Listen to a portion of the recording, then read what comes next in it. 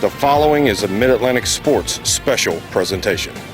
2 weeks ago at Ultimate Survivor, we all witnessed one unforgettable night that ended with one of the most emotional scenes in CWF history.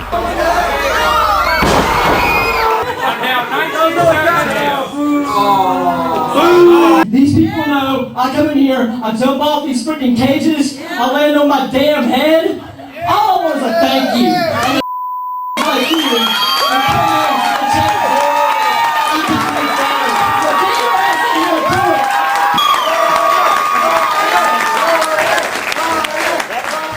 And now, the three letters that symbolize tradition come to where tradition is king. The AWA presents one spectacular event. Every wrestler competing tonight will have something extra to prove, a chance to prove their worth in a new place, to new faces. Some will rise to the challenge, others may fail, but all will have the opportunity. The pressure is always there. But on this stage, on this night, it's multiplied tenfold. For Mid-Atlantic wrestlers, it's the next step towards Battlecade 7. For others, it may be a doorway open towards stardom. The AWA legends were born, stars were made, and the future is now. Two men, both claiming to be champion, put their titles not only on the line, but in the air. The AWA World Light Heavyweight title will be disputed no longer. It's Krazy K, Kirby Mack versus X-Cyrus in a ladder match. And tonight, the king of old school, Steve Corino, steps into the building that has haunted him before in the past, teaming alongside his prized pupil, Ricky Landell, the old school Blondes, set to defend the AWA World Tag Team titles against Mid-Atlantic's own Tag Team champions, Take Lawson and the Boogie Woogie Man, Rob McBride. We're coming to Burlington. We'll come to Mid-Atlantic. We're traveling champions. We are the World Tag Team champions. We're not losing. We're just winning. Because you know what? There's no lose in this team. No. Tonight, Christmas time has come early here in the AWA CWF. I tell you what. 99. This guy's been training. I've been training. Steve Corino and Ricky Landell. Your titles is on the line, baby. Hey, stop right here. You trained long enough. Okay. Tell these people what the deal is, BW. Woo. Mustard. Happy birthday to me. Happy birthday to me. 3 days for my birthday, baby. And guess what? Wouldn't it be cool? We upgrade these titles. Like Slicky Ricky Carver's did with the Mid-Atlantic title. Upgrade these to the World Tag Team title. Huh? Happy birthday. Hey, happy birthday. So let me tell you something, baby. Ricky Landell, you ain't nothing but a little punk kid, man. Steve Corino, when I met you, I was at a wrestling show and I had this little young kid. Steve Corino saying, come up to me and said, Mr. McBride, I'm new to this sport. Could you get me some bookings? Well, I told you I'll hook you up. Now, you made a pretty good name for yourself, Steve Corino. Two-time former World Heavyweight Champion. And tonight, baby, tonight, if it's cool with our peoples, I said if it's cool with my brothers and sisters of Burlington, no Kakalaki, they gonna leave here tonight, former AWA World Tag Team Champions. What you say, Tate? Are you ready? I was born ready. Woo! Well, here we go.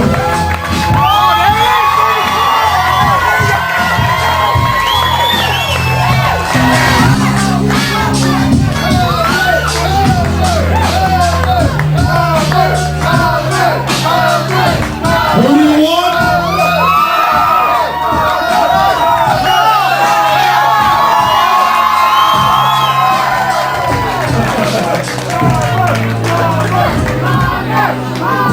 Did you think he wasn't going to be here, people?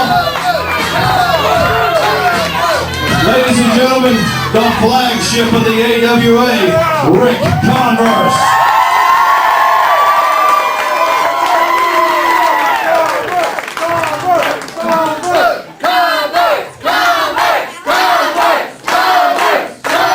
I think they know who you are, Rick. I think by now they do, and it's like you said, what would the AWA convention be without the AWA World Heavyweight Champion?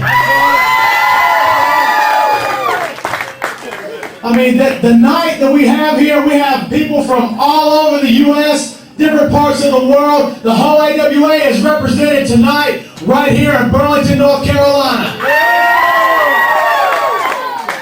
I mean, personally, I'm just looking forward to sitting back and watching the action. I mean, we got, like you said, that ladder match with Krazy K, Edsel. I mean, Krazy K, Kirby Mack, I'm telling you, I got so much respect for that guy. We travel the roads together. I mean, he is just on top of his game right now, but I gotta admit, I'm a little bit biased in this match because my dynasty partner, Edsel, is the one he's taking on. And I personally feel that Edsel is on a hot streak. He's gonna climb that ladder, and he's gonna take what's his tonight. And as far as the World Tag Team Championships go, Rob and Tank, I feel good about this one. Magic is going to happen here tonight because I feel they're going to win the World Tag Team titles. I think I caught you back there earlier saying a little something about if anybody knows how to beat Steve Corino and Ricky Landell, it's Slick Diddy. You got that right. And speaking of Steve Corino, isn't he the same guy who said that he would never step foot in Burlington again? I believe you're correct. Well, I'm glad that he's here tonight because I got a bit of unfinished business with him. And if the opportunity arises, I wouldn't mind confronting him on it. And now that I'm thinking about it, there's some more unfinished business with these guys. What's their name? Oh, that's right, they don't have a name now. Joey Silvia, Steve Greene, Gemini, Dillinger. I'm saying, they're not the dynasty. The dynasty, Rick Converse, Brad Attitude, and Edsel. And if they got anything that they want to say to me, I'm all ears, I'm ready. Hey, I can unbutton this shirt at any time and throw down. What do you say, people? The fighting World Lightweight Champion. Rick, before you leave there, I'm going to have everybody rise to their feet for the playing of this country's great national anthem.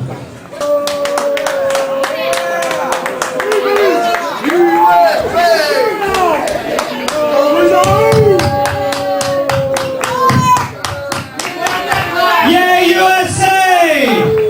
Let's invade another country that doesn't deserve it! Yay! You see, this is the type of thing that even you wouldn't expect. This is the part of the show where I go into business for myself. Obviously, these fat morons, you shut up.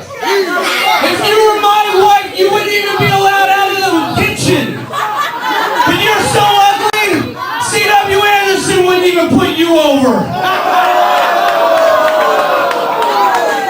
I'm gonna make this short and sweet, Converse. For months, all these morons have been emailing me saying, oh, you're so scared of Rick Converse. When you come to Rick Converse face? Rick Converse, I'm making it official. One of these days, you gotta step in the ring with Steve Corino. You picked the day, Baldy, and you signed the match. I'm now in your house, and I'm the big dog. Shut it up, because you're gonna be an ex-champ soon. USA, let's keep raising taxes, morons.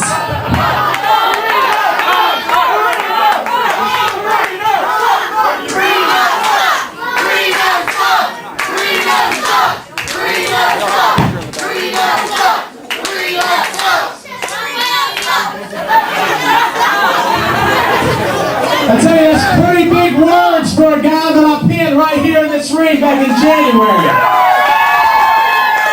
Steve Corino, anytime that you want a shot at Rick Converse and the AWA World Heavyweight title, you can get it, man. I'm ready. All these people here are ready to see it. Who's going to sign? Because that guy right there, he's not a good representative of the AWA. He doesn't deserve it. I do. Get the match. What do you see, people? What do you say? You want to see it? Welcome everyone everyone to a very special night here at the Carolina Sports Arena in Burlington, North Carolina, starting off in-ring action as we present the AWA Spotlight Convention. That's right, the AWA competitors and management from all over the world convening in Burlington, North Carolina for 2 big days, capped off by tonight, a big night of pro wrestling action in the ring right now. In the black and green, the great Malaki. And the big guy with the blonde buzz cut, this is Flex. Indeed it is. It's our first ever look at this impressive specimen known as Flex. We've seen great Malaki once before, and that was for the AWA World Light Heavyweight Tournament. He put in an impressive showing in that tournament, but the trivia question on great Malaki is he was actually the first ever winner of a Tornado Cybernetico here in CWF Mid-Atlantic. Yeah, happened right here at the Burlington Sports Arena. And he's not taking any time, he ain't taking any chances with Flex. He's going straight to the face, trying to take this powerful young man down. And looks like Flex is going to make a reversal, turns it around. Referee Kincaid down on, gets 2 count. A great Malaki out of AWA Slam in Chicago, Illinois, has a lot more experience at this point than Flex, but any experience Flex is lacking, it appears that he may make that up for in sheer muscle and power. And right now we're starting to see a little of that. He's got Malaki backed into the corner, and he's unloading with a few haymakers of his own, slings him off into the opposite corner. Here he comes, going to make a big move into the corner. Malachi's gone. And there's that inexperience coming into factor as great Malaki has Flex perched exactly where I'm sure he wants him.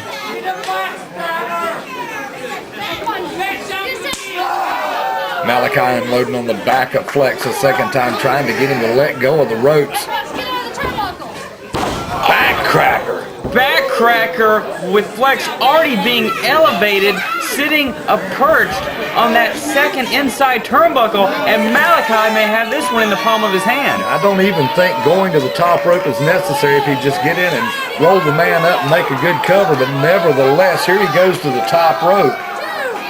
Malaki perched up high, looking to drop it down on Flex, who moves out of the way of the flying elbow. Flex able to get out of the way just in the nick of time. Malaki showboating that last little moment, that little flourish for the fans here at the Carolina Sports Arena may have cost him on that.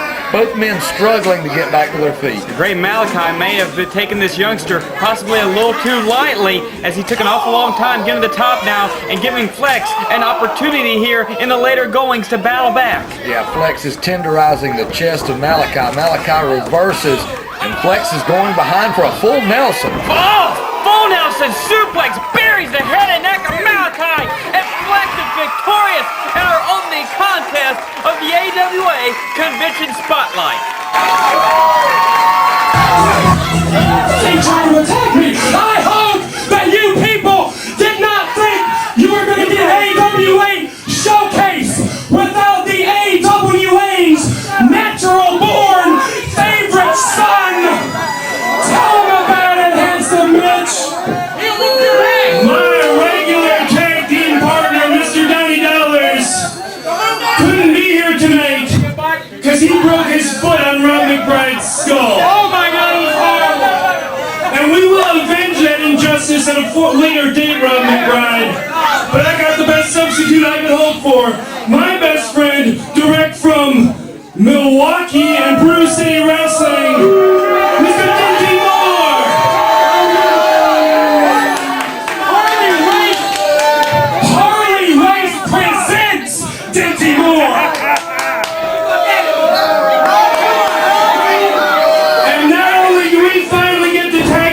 CWF ring, we get to settle some old scores. A couple of the worst examples of Milwaukee are on their way down here, and they brought a lady with them. I use that term loosely. So we brought the baddest, meanest, classiest, most beautiful lady in all of wrestling, Persephone. And of course, in this 6-person tag match, they will join CWF Mid-Atlantic's most decorated platform, soon to be a 2-time co-holder of the Tag Team Championship. From the AWA capital of Milwaukee, Wisconsin, this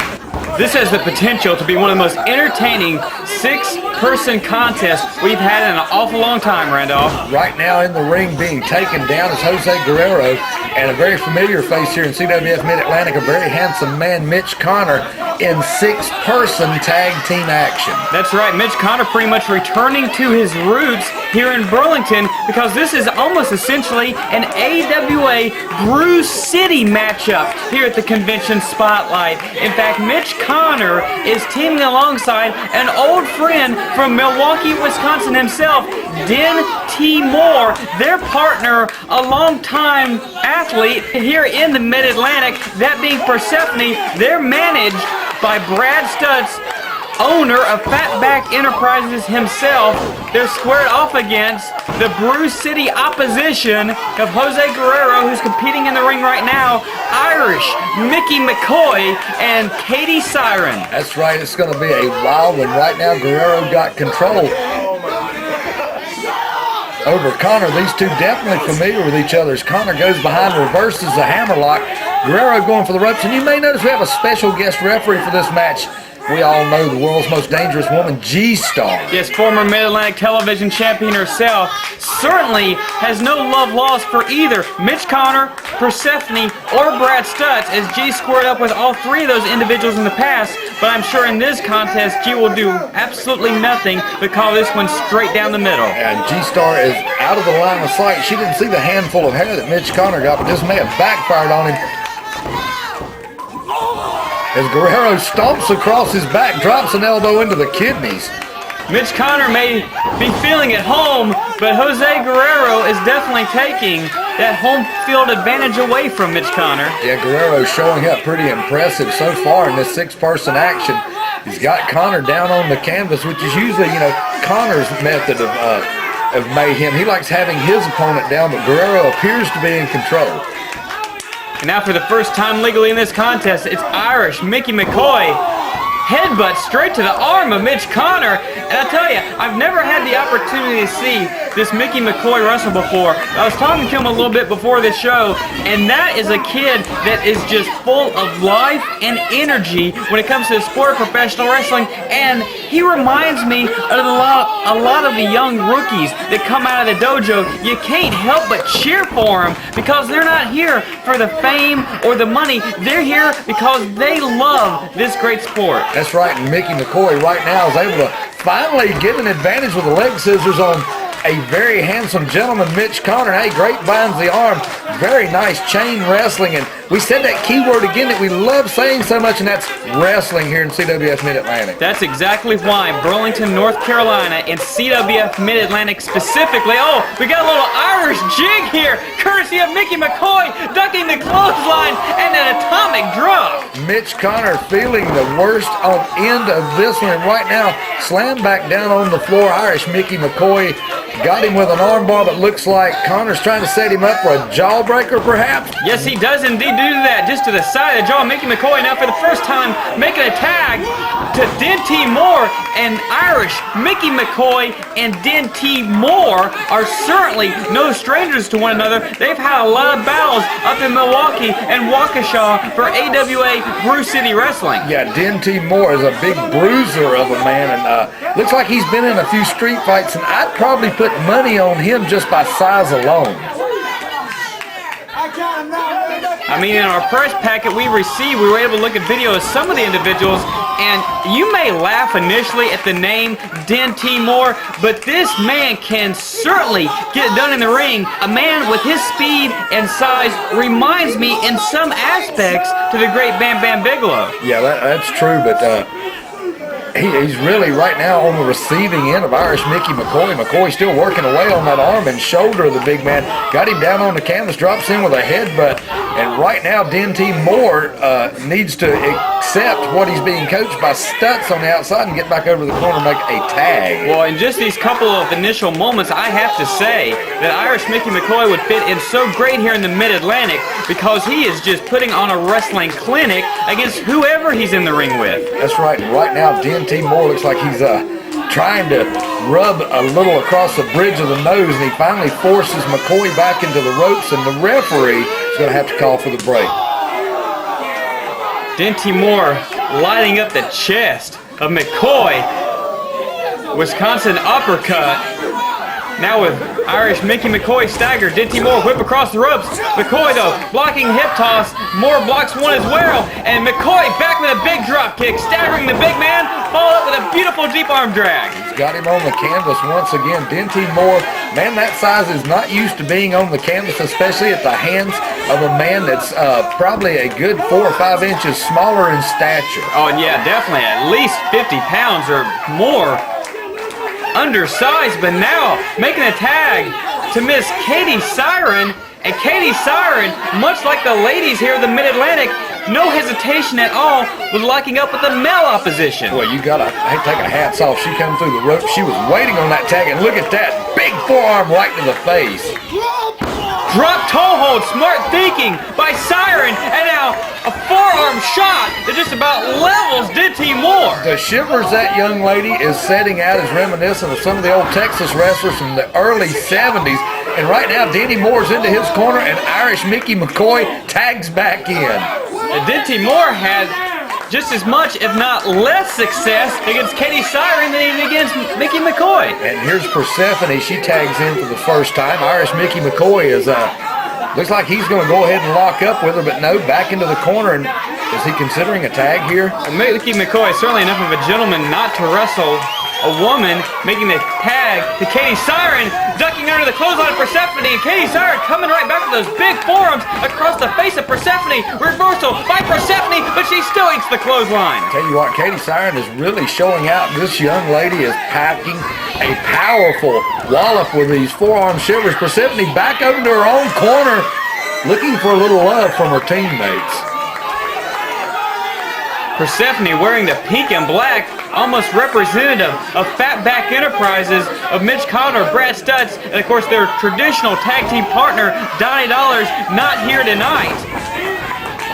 Mickey McCoy ducks under a clothesline, and Mitch Connor, I'll tell you one thing, the Bruce City baby faces are having a great run here in the early going. Yeah, Mitch Connor once again, just like all of his teammates, spending way too much time on the canvas to be successful tonight, but they are still full of battle, and Connor's able to throw him off, ducks under.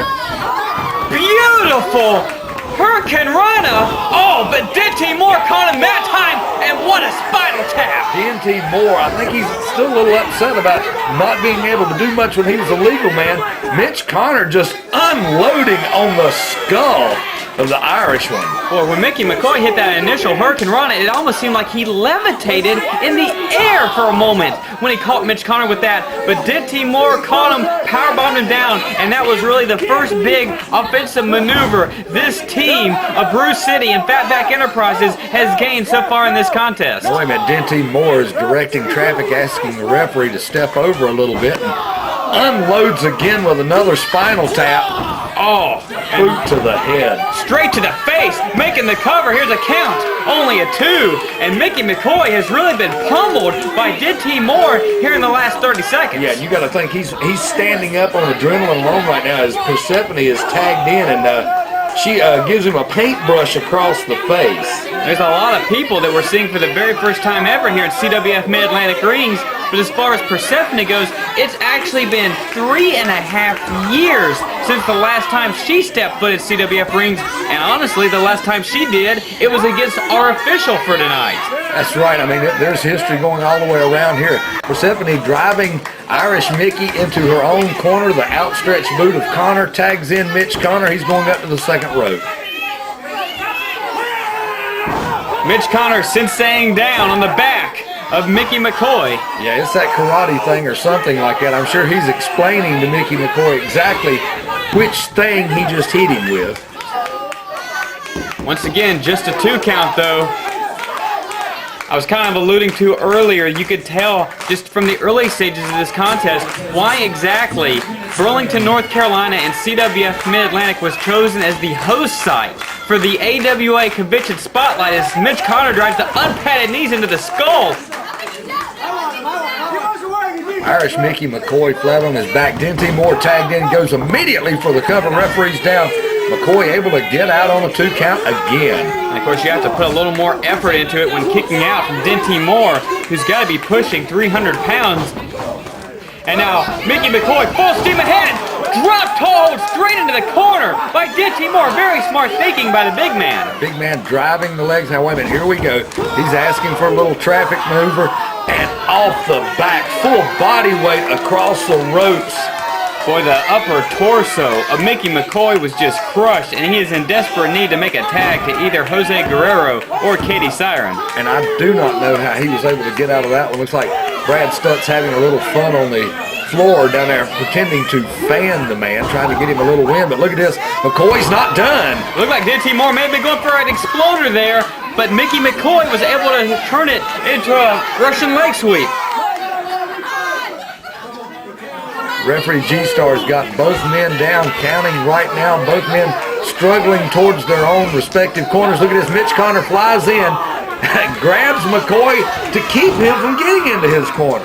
Well, it was illegal, but it was effective because it cut the ring back in half to the corner of Mitch Connor, Persephone, and Ditty Moore. And Ditty Moore saying he couldn't be biting because he doesn't have any teeth. Ditty Moore making a valid point right there, and he's going to tag back in a very handsome gentleman, Mitch Connor. And they've not been able to come up with a way of getting McCoy down for the 3 count here. Oh! An Irish tumbler makes the tag to Jose Guerrero. A clothesline can take Mitch Connor down, but takes both a clothesline and a dropkick to fail. Ditty Moore, and now Jose Guerrero got the Hurricane Rana on Ditty Moore, going for a cover, but Persephone was right there to cut him off. And Guerrero back on his feet. He's not having anything to do with this. Persephone trying to explain her situation. Open hand slaps Guerrero, pushes him away. He's had enough, but wait a minute, he's not going to hit her. Jose Guerrero opting not to make an attack on Persephone, but allowing Katie Syren to spear her. Katie Syren on top of Persephone, and fists are flying right here. And Connor back in the ring, Guerrero waiting on him, setting him up on the top. It's all breaking loose right now, and G-Star's going to have an awful hard time trying to get this under control. Big drop kick by Mickey McCoy to an upside down Mitch Connor in the corner. And now G-Star is in the face of Persephone. We've got people over the top rope. This is really getting out of hand. Jose Guerrero has Mitch Connor, but Persephone is distracting G-Star, but not to avoid the X Factor by Katie Syren. Yeah, and Katie Syren's distracting Persephone at this point. Right now, Guerrero is back up. Connor is down on the canvas. This match should have been over. Jose Guerrero had the pinfall on Mitch Connor, but it's all breaking loose at ringside, and right now that's where G's attentions lie. That's right, the ladies having to be separated, and they're not too happy about it. Mitch Connor flies back in, catches Guerrero from behind. The referee's down. We have a 3 count. This one's over. Mitch Connor got the hammer tie him in from behind on Jose Guerrero. It was just enough with that blindside shot to hold the shoulders down for Guerrero. G makes the 3 count, and Mitch Connor, Persephone, and Ditty Moore are victorious over the Bruce City Alliance of a very impressive tandem of Irish Mickey McCoy, Jose Guerrero, and Katie Syren. Tell you what, it must be some regular excitement. Wait a minute, Persephone's attacking the referee. This match is well over. Well, apparently the victory was enough as Persephone got a blind shot into G, but G turns it right around and now hammering away on the skull of Persephone, who quickly elects to head for lower ground. Well, I tell you, I just don't know what's on her mind, but she doesn't look very happy right now.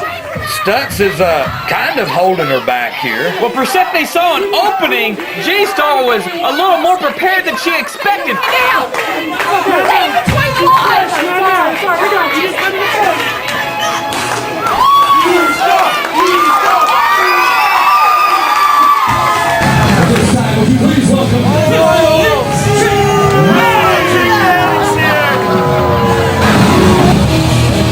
on, baby!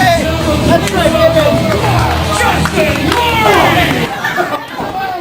The newest member of what was originally called the New Dynasty, they lost that title at Ultimate Survivor. They're apparently right now a faction without a name. It's the Elite Enforcer himself, Jake Manning, taking on representing AWA World Star Wrestling out of Connecticut, Justyn Glory. Justyn Glory, a large individual, and right now Looks like he's got his hands full with Mr. Elite, who may have inflicted a little damage onto himself. Well, Justyn Glory certainly proved himself up in Connecticut because he's a former AWA World Star Wrestling Heavyweight Champion, and Mr. Elite, Jake Manning, is finding out the credentials of Justyn Glory right here and now. Yeah, heavyweight indeed. This is not a small individual.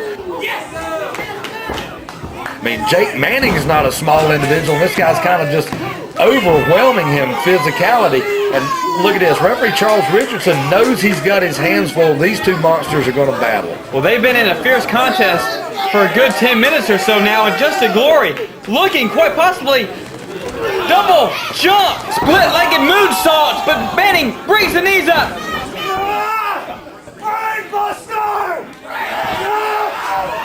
Manning jockeying for position, fighting for a suplex of some form. Justyn Glory reverses around, DDT. Both men flat of their backs on the canvas. The referee Charles Richardson making the count. That's a lovely thing about the CWF Mid-Atlantic, especially tonight, the AWA Spotlight. We get to see a lot of stars from all over the country.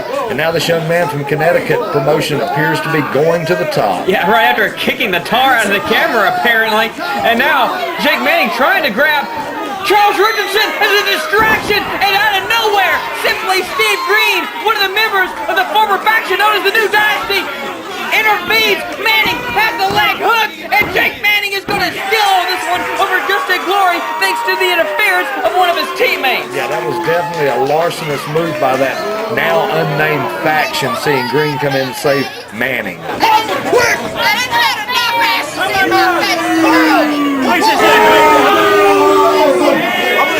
Stop your face. And I want all of you rednecks to shut up, and I hope you have a very unhappy Christmas, because tonight people are going to lose when the game's going to lose. Robbie Brown and Ken Lawson going to lose. Rick Converse, that punk, that good for nothing Converse, he's going to lose. Well, Randolph, it's 12 men, 6 teams in this tag team battle royal. And if you're familiar with how tag team battle royals and battle royals for prizes go in Mid-Atlantic rings, you're familiar that when it comes down to those final 2 individuals, or in this case, tag teams, it no longer is a battle royal. It becomes a traditional tag team contest in which pinfall or submission will actually decide the winner. That's right, we have got a ring full of humanity, some of the larger individuals. Well, there's no question that the biggest combination in this contest is undoubtedly the tandem of Chris Triumph and Dangerous E. Corey Edsel. So we'll at least run through the tag teams here real quick. Of course, it's Edsel and Chris Triumph who have to be the hands-on favorite. You've seen Edsel duking it out with the combination of Dick Foley and Jerry Wayne. You've got that young, hot combination of classic Chris Collins and Lee Valiant, who are very familiar with Mid-Atlantic fans. You've also got Roy Rage Wilkins and Stoney Hooker, plus from South Carolina, BJ Hancock and Derek Ryze, and from up north, it's Sonny Roselli and Larry Huntley. And we've got people that don't know each other trying to help out each other to get somebody eliminated. Now, when one goes out, the tag team is eliminated, correct? Exactly right. If one man's eliminated, both members of that tag team do have to leave. And I just wonder, how many states do we even have represented in this match, Randolph? Well, if we're going to get out the little map with the red and the blue states, it's a whole bunch of them.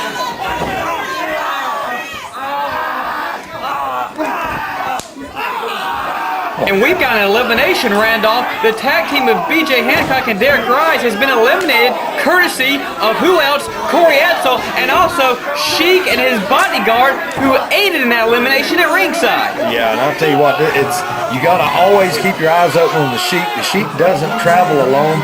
Chris Triumph has Stoney Hooker way, and this may not be good for the youngster who crashes in to his tag partner, Roy Rage Wilkins, and the tag team of Wilkins and Hooker have been eliminated. The weight size limit of any of these guys, look at... Oh, we've got elimination! A miscommunication, possibly because they teamed for the first time ever, but Chris Triumph just eliminated his tag team partner, and Dick Foley and Jerry Wayne making sure Chris Triumph isn't going to stick around any longer. I'll tell you what, this is good. Oh my goodness, now Foley's up and over. Roselli and Huntley eliminate Dick Foley, which means we've got 2-on-2 It's the youngsters. It's the underdogs. It's classic Chris Collins and Lee Valiant. Yeah, they were able to somehow survive the Battle of the Behemoths, and right now poor Valiant, he is taking a beating. Well, referee Red Jones got in the ring, and we have a traditional tag team contest now underway. That's right, Sonny Roselli, now the legal man. He's going to pick Valiant up, and he's just going to slam him in an off the rope. Big leg. Roselli dropping the leg, and this could indeed be it for Lee Valiant, but only a 2. I tell you what, now he's going to tag back in Larry Huntley. Huntley now the legal man. Roselli going to hold up Lee Valiant. You know, they're just toying with Valiant at this point.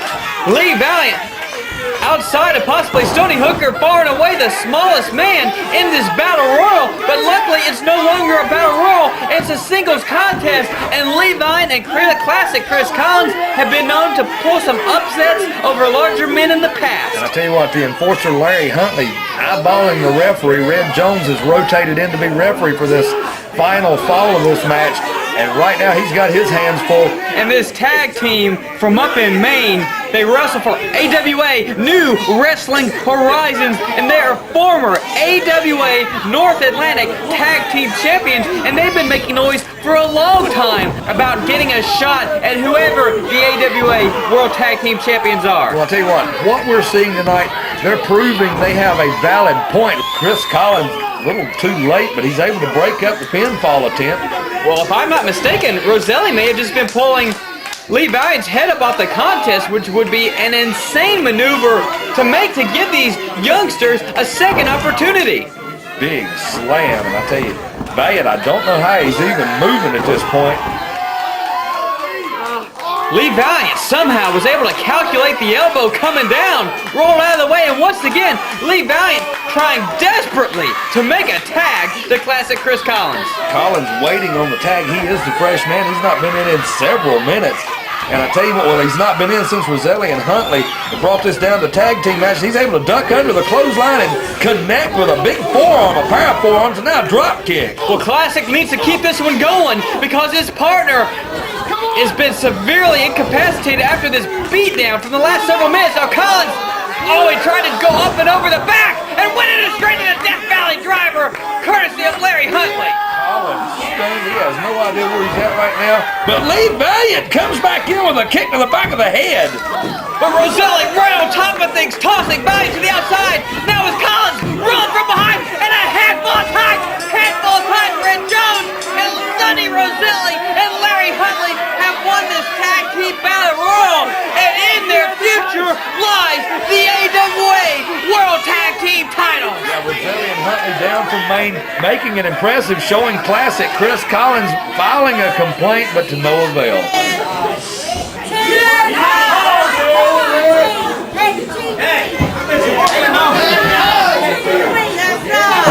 It's been an honor this year. I've been able to do several things that I thought I'd never do in professional wrestling. Like I say, it is an honor. But one of the best things that I think I have done is made a suggestion. We made a suggestion that Ray Cortese, just a couple months ago, we made the announcement and had the 10 count of the bell in his honor. Ray died, lost a battle with cancer just a few short months ago. He was the promoter from AWA Slam in Chicago. To honor him, I had come up with the idea. I shot it by Mr. Gagne. He agreed it was a good idea. And this year, we have started the first AWA Promoters of the Year Award for the independent. Okay. Ladies and gentlemen, I don't know what's going on with the mic tonight. It's they're saying it's interference from the airport, but anyway. But Mr. Cortese was a big part of the AWA. We thought it only right that we honor him. So we call this the Ray Cortese AWA Promoter of the Year Award for 2006 in his honor. That's why he's a great man. He deserves your applause. And the first recipient of this was supposed to be here tonight. He ended up having a family emergency, had to leave the airport and go home. But some of his people are here tonight. So I would like to bring out a representative. Let's bring out Irish Mickey McCoy back out here.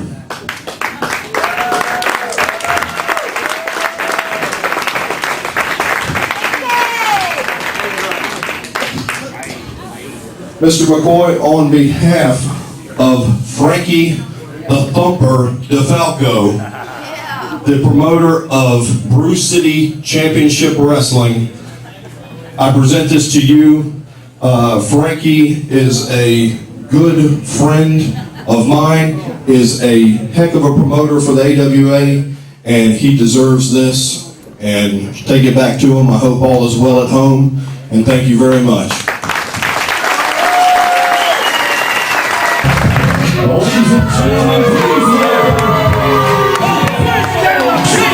Kincaid!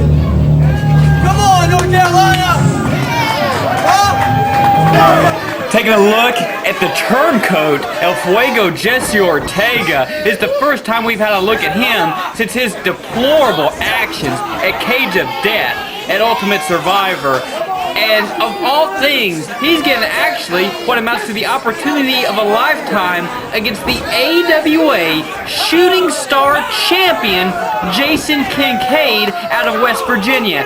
And of course, the Shooting Star Championship, much like the Rising Generation League RGL Championship here in the Mid-Atlantic, is for wrestlers of basically 3-4 years experience and under. And it's a great stepping stone in the entire AWA because it puts you on the map as one of the newcomers to lead the AWA into that next generation of professional wrestling. Ortega backing away. We don't see a lot of Ortega backing up. He's getting pummeled back here in the corner.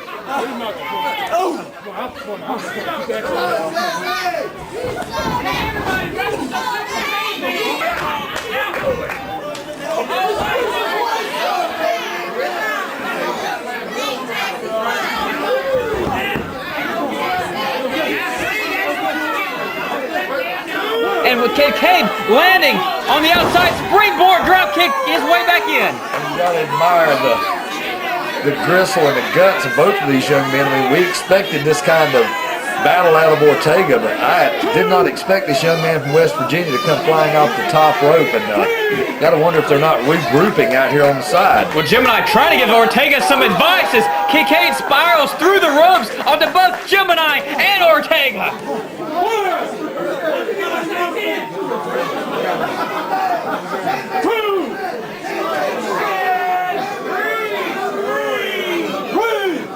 Kincaid finally has Ortega down on the outside in a desperate attempt to save his Shooting Star Championship, throwing Ortega back in the ring, but can they not take his eye off the Gemini kid who's getting back to his feet and grabbing a hold of Kincaid.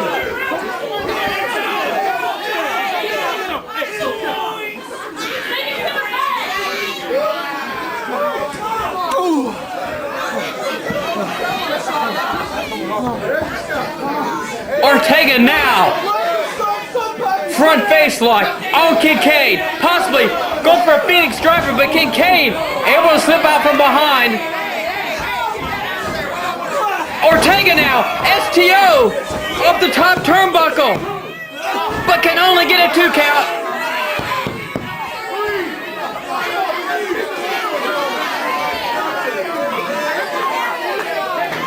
Ortega trying to pull himself up,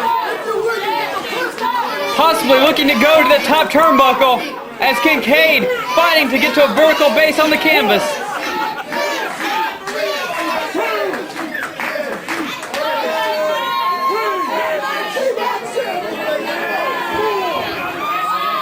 Enziguri running all the way up.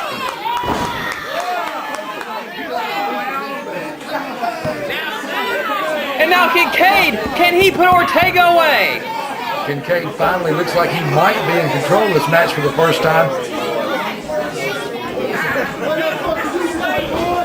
He's going to climb the ropes. Sliced bread by Kincaid.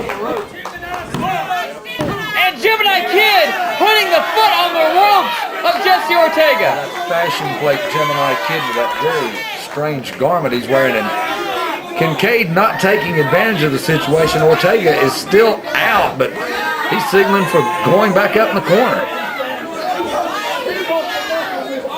This match seemingly just one move from being over, but neither man can put away the other. And once again, Gemini Kid grabbing the leg of Kincaid, who shoves Gemini all the way down, crashing to the mat. But was that just enough for Ortega to get his wits about him? And Ortega just flung himself into Ortega's Fujiwara armbar. Oh my goodness, the championship may be slipping away right now. Kincaid face down on the canvas.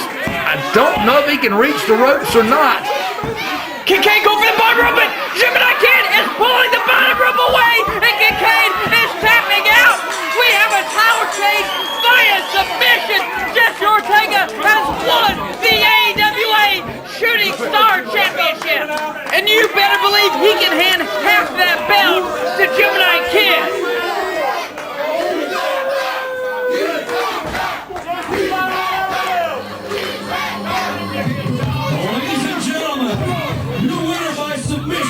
Tell you what, Gemini Kid, I don't know what he's trying to teach Ortega, but Ortega is helping Kincaid back up, and you got to wonder where this is heading. Well, you've already stripped the man of the title. You've already stripped the man of his dignity. Do you really need to do this as well? He's stomping a mud hole in the man's chest in the middle of the ring.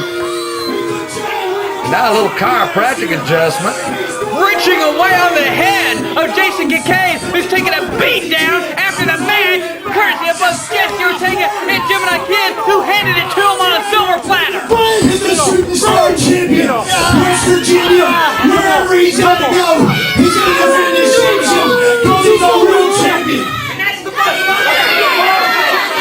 And speaking of champions, your Johnny Winter Cup champion this year, Wolf's Kamikaze Kid. Gemini, get your piece. Kamikaze Kid. What you gonna do?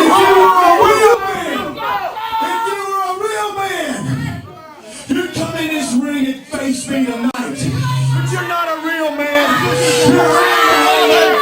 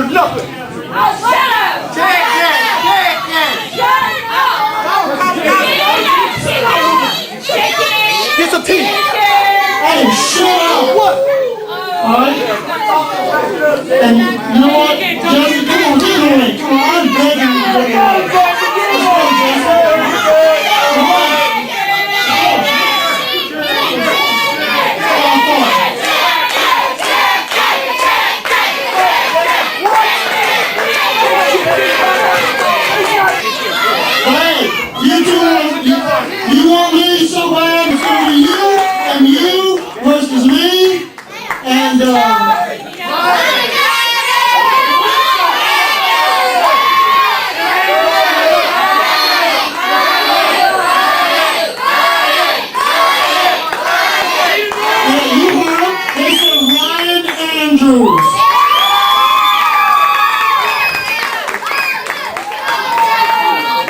so do you accept? Battle K, me and Jesse against you and Dragon, and we're gonna take your match next. Get out of here, losers. Come on, people, get out.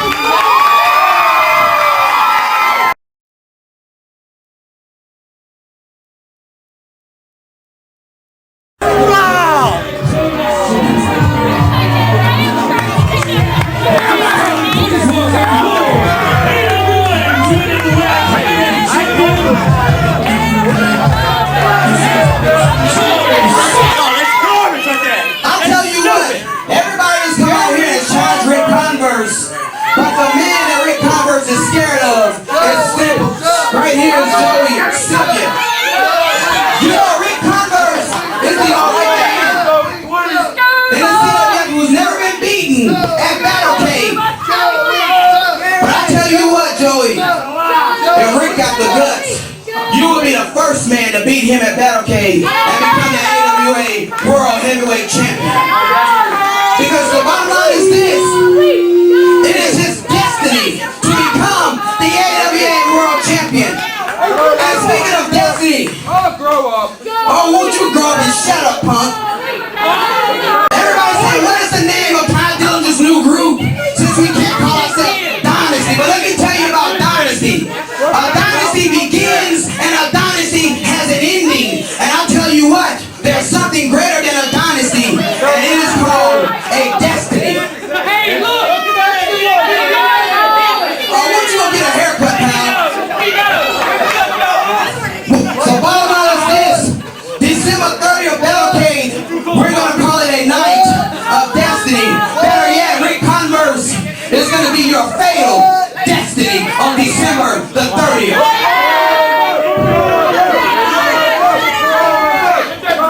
See, apparently, though, the problem starts is some of you people have a problem with the way we're getting the job done, with the way we're winning our matches.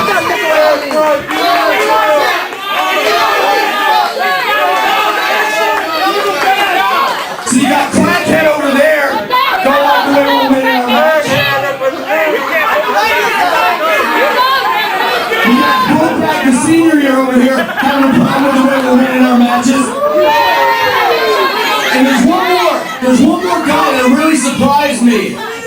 Guys, come outside. Yeah, go outside and have sex. You just mad because we ain't having sex with you, crackhead. Daniel Gibson,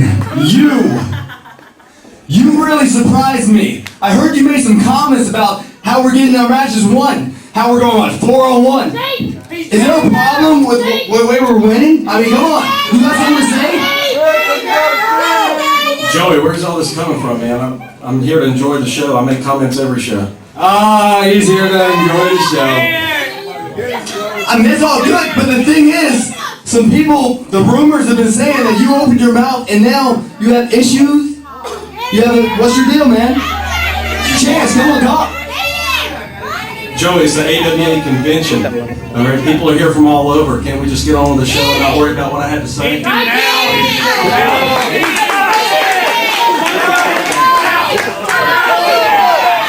Daniel Gibson, I want you to do me a favor. I want you to go zip your pants and look at that empty sack that used to have testicles in them. I asked you a question. Do you have a problem with the way we're doing things? Something you need to remember, Joey, Silvia, is everybody that comes in this building to watch CWF wrestling pays to see you, and that's how you get paid. So just remember that. The comments that I made last week, a lot of people in this building feel the same way. The comments are, we're tired of seeing you come in and disrespect people in this building. We're tired of seeing you spit on people. We're tired of seeing you throw water bottles on people. We're tired of seeing you win all your matches 2-on-1, 3-on-1, and 4-on-1. If you don't like the truth, Joey, it's too bad. I see Dana used to be cool with us. You see, we didn't turn our back on you. You turned your back on us, all right? Just remember one thing, Joey. I never turned my back on my best friend like both of you guys did.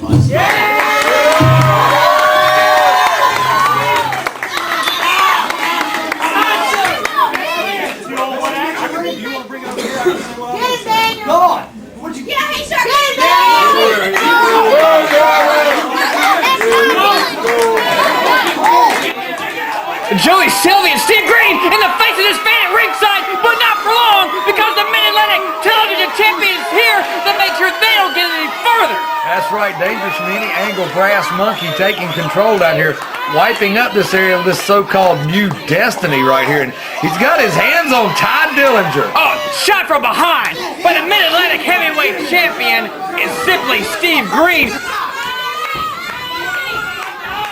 Rolling Munkey into the ring is going to be at the hands of a 2-on-1 assault from the Destiny, apparently. That's right. The infamous icon, Joey Silvia, dropping him.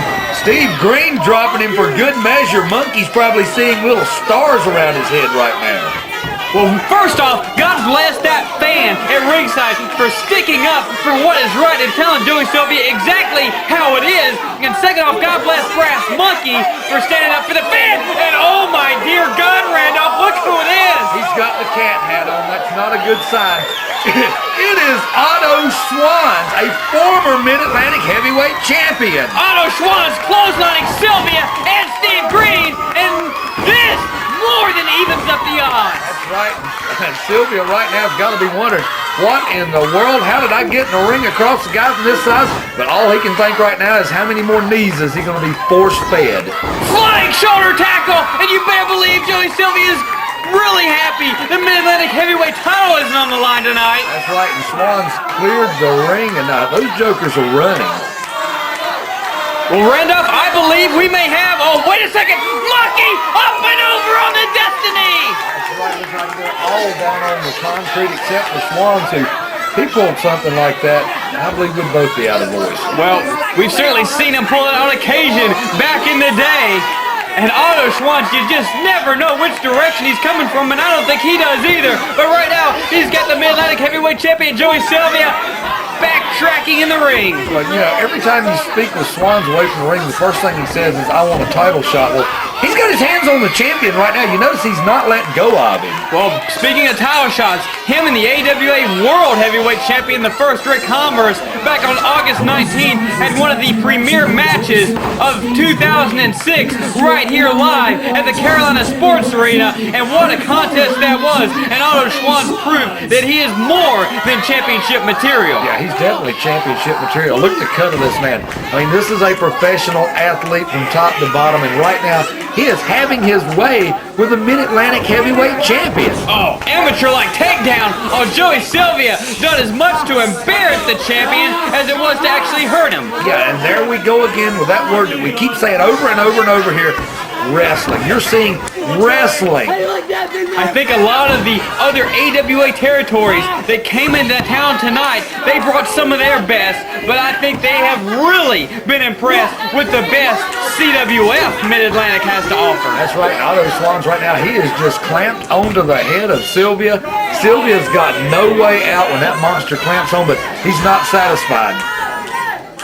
Another big-time amateur takedown by Otto Schwanz. Yeah, he's racking up the points if we're on point system tonight. Red Jones down, Red's just basically there to see if Silvia wants to quit at this point. I'll tell you one thing, Randolph, no matter what the outcome of this tag team match ends up being, you gotta think just by looking at this that Otto Schwanz is more than deserving to get a shot at the Mid-Atlantic Heavyweight crown and try to win back the title that has eluded him since he dropped it back in 2002. Yeah, but you can bet Dillinger, that's what he's making the big bucks for. He's to make sure Silvia doesn't have to face an opponent the caliber of an Otto Schwanz. Well, they certainly laid it all out on the table earlier.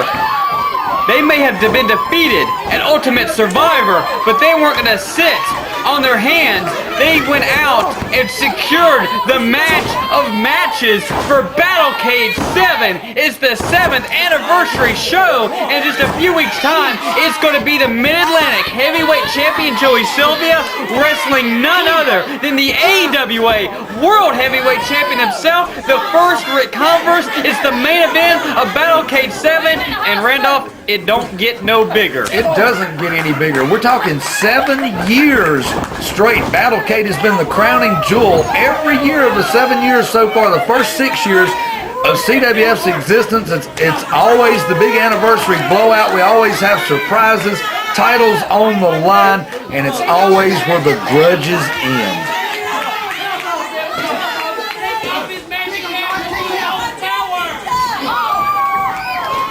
With a main event like that already set in stone, it certainly has the potential to be the biggest Battlecade ever. And then as we saw with Kazi's challenge, it's going to be Kamikaze Kid and the man once known as Ultra Dragon, Ryan Andrews, seeking to get some revenge on El Fuego, Jesse Ortega, and the Gemini Kid. But right now, Brass Monkey missed on a dropkick on his old Mid-Atlantic Tag Team Championship partner, simply Steve Greene. You think these two know each other very well. Munkey goes for the cover, only able to get a 2 count. Red Jones down quickly for that one. Now Monkey's going to back into his own corner. Otto Swans tags in. Otto Swans is certainly not the man you would normally elect as your tag team partner, because you just... How in the world do you do any form of teamwork with this man? I think Otto elects you. I don't think there's a two-way street on that. Fair enough. Brass Monkey was just standing up for a fan at ringside, and Otto Schwanz, I don't know where he came from, but he was just standing up. He apparently just saw his opportunity to smack someone around, and here he comes. Well, he wanted to show off that fabulous hat from China, and if you ever ask him about it, he'll tell you his mother brought that home from the People's Republic of China on a trip she made as a teacher years ago. And that's actually a true story, and it almost makes me feel bad for calling it a jacked up do-rag back at Massacre. Well, you know, you just call him like you see him, and right now what I see is Otto Swans is dismantling simply Steve Greene. He's just simply laying there trying to catch his breath. Steve Greene has certainly been in a lot of wars with Brass Monkey as of late. Steve Greene actually is claiming that he did not tap out to Brass Monkey, that the time limit did expire, and from what I understand, Steve Greene is going to have yet another shot at the Mid-Atlantic Television title at Battlecade against Brass Monkey, and as far as I'm concerned, he's already had enough shots. It's time for another top contender to step up and get a shot at that prized possession. Yeah, and right now, referee Red Jones, too preoccupied with getting Brass Monkey out of the ring, allows these two jokers to have their way, and they finally got Swans off their feet, and he goes right to a blatant chokehold. Oh, Otto Swans is not going to be happy if Silvia removes that.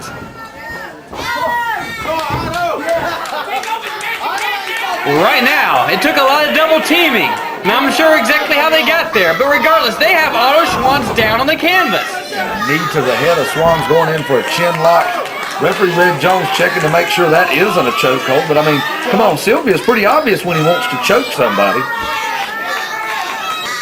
Silvia wrenching away on the head and neck, and he needs to keep Otto Schwanz grounded, because if Otto Schwanz stands up, he's easily taller than anyone in this ring, especially Joey Silvia. Otto Schwanz finally back with his feet underneath him. Silvia now, wheelbarrow, going for the bulldog, but Schwanz too big, too strong, and takes Silvia back into the suplex. Silvia speared into the canvas, neck and shoulders first. Got to be wondering where his head's at right now, and Swans, best thing he can do is get over to his corner. I'm not so sure he even knows where the corner's at. Otto Schwanz is primed to make a tag to a very fresh Brass Monkey. He is full of intensity, and he has the tag. One shot on Steve Greene, and full steam ahead to Joey Silvia. Big kick. Get to see the educated feet of Brass Monkey showing off a little bit right now. Tangling once again with his former tag team partner. I mean, we thought these two young men would be a tag team that would go into history. And look at this, less than a year after losing the titles, look what happens. Silvia making sure his partner's okay, and Munkey just lariated the head off of Silvia, who lands right on top of Steve Greene's spinal tap, right to the face. We got a cover, two, and how in the world did Steve Greene kick out? He kicked out just barely. How he kicked out. Brass Monkey starting to come out of some of his equipment. He usually gets a little irritated when he has to do something twice, and I think he thought this one was over. Brass Monkey has put Steve Greene away before. Can he do it again here today? but Steve Greene going for the knee, but no! Backcracker by Brass Monkey! He's got the Dragon Sleeper, and Steve Greene's tapping more, and he's tapping again! Oh, wait a second! Dillinger up on the apron. Referee Red Jones got his back turned. This match very well should have been over. Steve Greene has tapped out the Brass Monkey 3 times in the past couple months. He just did it again, and Red Jones is being distracted by Ty Dillinger. Ty Dillinger has no business up on the apron at any point. The referee should have known something was going on. Now Steve Greene taking advantage. Monkey trying to fire back, but it's too late. Steve Greene going for the fatality, but Monkey slips out. Now Monkey with Steve Greene. Could he be? He's going for Steve Greene. Setting sun, and he nailed it. And where's the count? Where's the count? The TV title across the back of the neck of Brass Monkey as Red Jones is over there with Sylvia and Swan. Even legal, but now he rolls back in and makes the count after Monkey's been cracked across the back of the head with a TV title. Brass Monkey gets KO'd by his very own championship. Red Jones nowhere near close to being in possession, and Sylvia and Steve Greene have won this contest at the AWA Spotlight.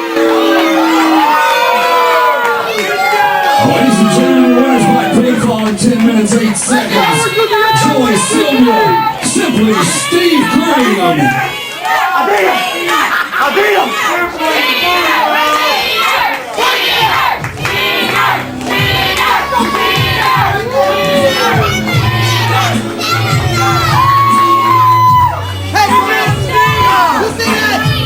Right there!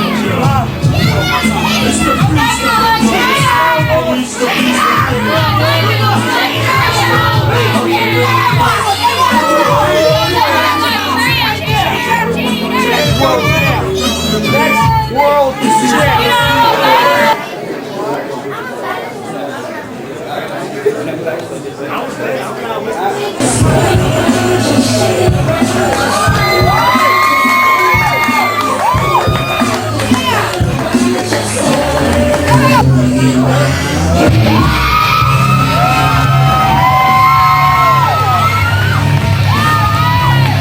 I want to thank each and every one of you for your overwhelming support as my reign as champion for a year and a half.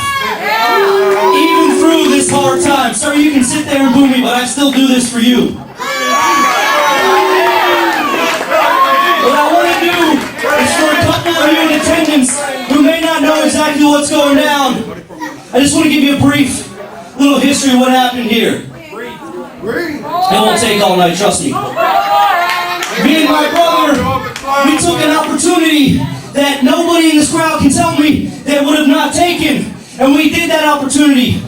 And now, Del Gagne, he took that as direct disrespect. So what Mr. Gagne did was he set up a 3-way that was supposed to be a singles. That came down to me, Osiris, and Jason Kincaid, who you saw earlier.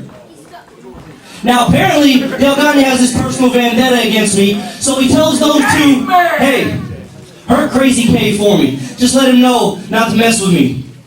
So they decide to do that. It's cool. It's just business. Boring. So anyway, at the finish of the match, X, you bump into the referee. As a matter of fact, you actually hit the referee on purpose, causing Del Gagne to be able to come in and count the 3 count. Granted, you did hit me with the DUI. Granted, my shoulders were on the mat. But Del Gagne is not a licensed referee. So now we've had 2 disputed champions, and we owe it to everybody here to find out who the real champion is. So tonight's going to be the night for that. Before we do that, I just want to introduce you guys to the man who caused all of this. You guys can sit there and boo me, but I'm not the man who caused all this controversy. Del Gagne, come on out here. Sorry, I haven't cried once. Del Gagne, I don't know if you heard me. Clean that big fat head of yours and come on out here.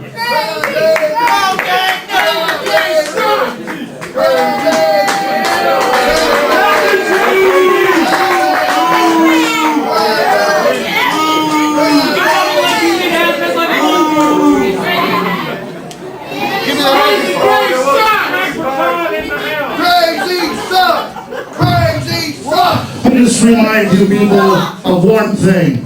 I come from Minneapolis, Minnesota. That means I'm from the north, you're from the south. We beat each and every one of your grandfathers and great-grandfathers. So pay me the respect. God damn it, when a president comes out here and stands. Because I heard the people of the South aren't very intelligent, and I've been sitting here and watching you feed your fat faces with all this crap tonight. Let me make this real simple. See, I don't like any one of you people, but I hate that punk even more. So you can go around here, Kirby Mack, and act like you're a champion, but you're not going to represent my company.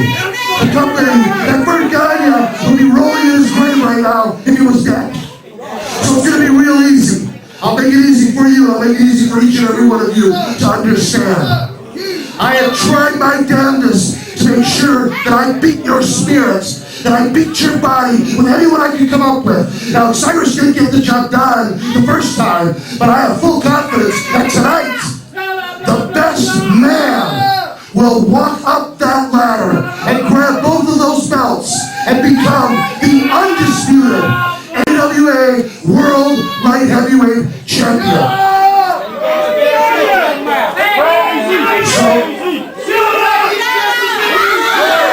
So make it real simple, referee, first man up that ladder to grab those belts is the new champion. Can you get that right? Read the belt. And just to make sure that he does the job he's supposed to, I'm going to sit right out here ringside and make sure. Bring me out a chair.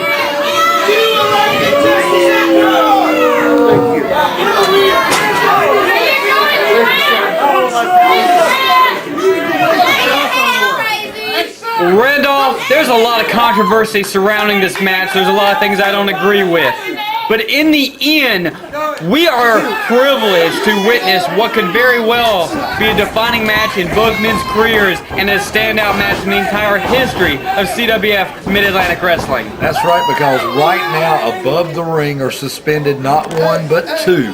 Both of the disputed AWA World Light Heavyweight titles. There are ladders on the outside of the ring to win the title, to unify the title. One of these men has to climb to the top and retrieve these titles. Before we get too far into this one, we'll try to give you a little bit of history in regards to it, but the way Krazy K, Kirby Mack, and Cyrus move, we're going to have an awful hard time getting any free time to tell you the backstory. It kind of makes you wonder. I mean, you can't say the guy in the blue tights because they're both wearing blue. And right now, Cyrus goes flying. Let's go with the blue and silver and the blue and yellow. But regardless of the colors, there's another thing that's synonymous, and that's respect between both individuals. As both men have slipped out and both men are going for ladders.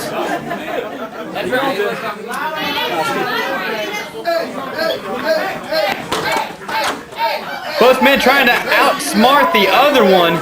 And Kirby kicking the hand away from Cyrus, who's coming right back, hammering away on the skull of Kirby Mack. Yeah, and I tell you what, Mack gets rolled back into the ring. Here comes Cyrus. He's got the ladder in hand, and Mack tries to come through, and he does on the second time. And he drop kicks a ladder right in the chest of Cyrus. And only a few minutes into this one, we've already had our first big interaction with the ladder. Yeah, the ladder once again. I mean, they've got to keep the ladder intact, the ladders, to get up to the top to win this title. I mean, if they totally trash the ladders, how does this match ever end? Boy, Cyrus is back. Just hit the ladder hard, and you cannot afford to get an injury this early into a contest of this magnitude. And right now, he just took the ladder across the back again. Krazy K, Kirby Mack shoving the ladder into the ring. Looks like he's going back up. You know, you just wonder, I mean, it's legal, isn't it, to throw the ladder at the guy? This is now. Kirby Mack's not setting up that ladder anywhere close to where those belts are hanging. Yeah, Cyrus game trying to get back into the ring. Kirby Mack waiting, drops a few boots on him, going to turn him around and attack the spine with a double slap. Well, I have a ton of respect for both men, but my heart actually goes out to Cyrus even more so in this contest, because really, Dale Gagne has pretty much tried to use Cyrus as a pawn in his little political game as Kirby Mack slides underneath one ladder and is ascending the one on the outside, but Cyrus brings him in the hard way and then some, and that ladder has already been bent. That's right, Cyrus looking to go to the ladder, trying to straighten it out here. Kirby Mack holding the leg, the shin bone. He's in a lot of pain from that one. Cyrus finally putting the boots to him, trying to inflict a little payback for the earlier part of the match.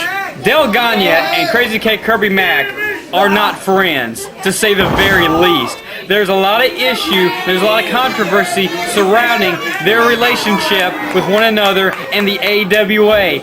So, Cyrus, maybe he was in the right place at the right time, or was he in the wrong place at the wrong time? But regardless, Cyrus won the AWA World Light Heavyweight title from Krazy K in West Virginia, and Dale Gagne was the man that made the 3 count that put the title around the waist of Cyrus. He was not the official of duty, but he did make the 3 count and declared Cyrus as the new World Light Heavyweight champion. The problem with that being, a lot of promoters still viewed Krazy K Kirby Mack as the champion. He just slingshot that ladder straight in the cranium of Cyrus. Yeah, and Kirby Mack flat on his back again, holding that leg.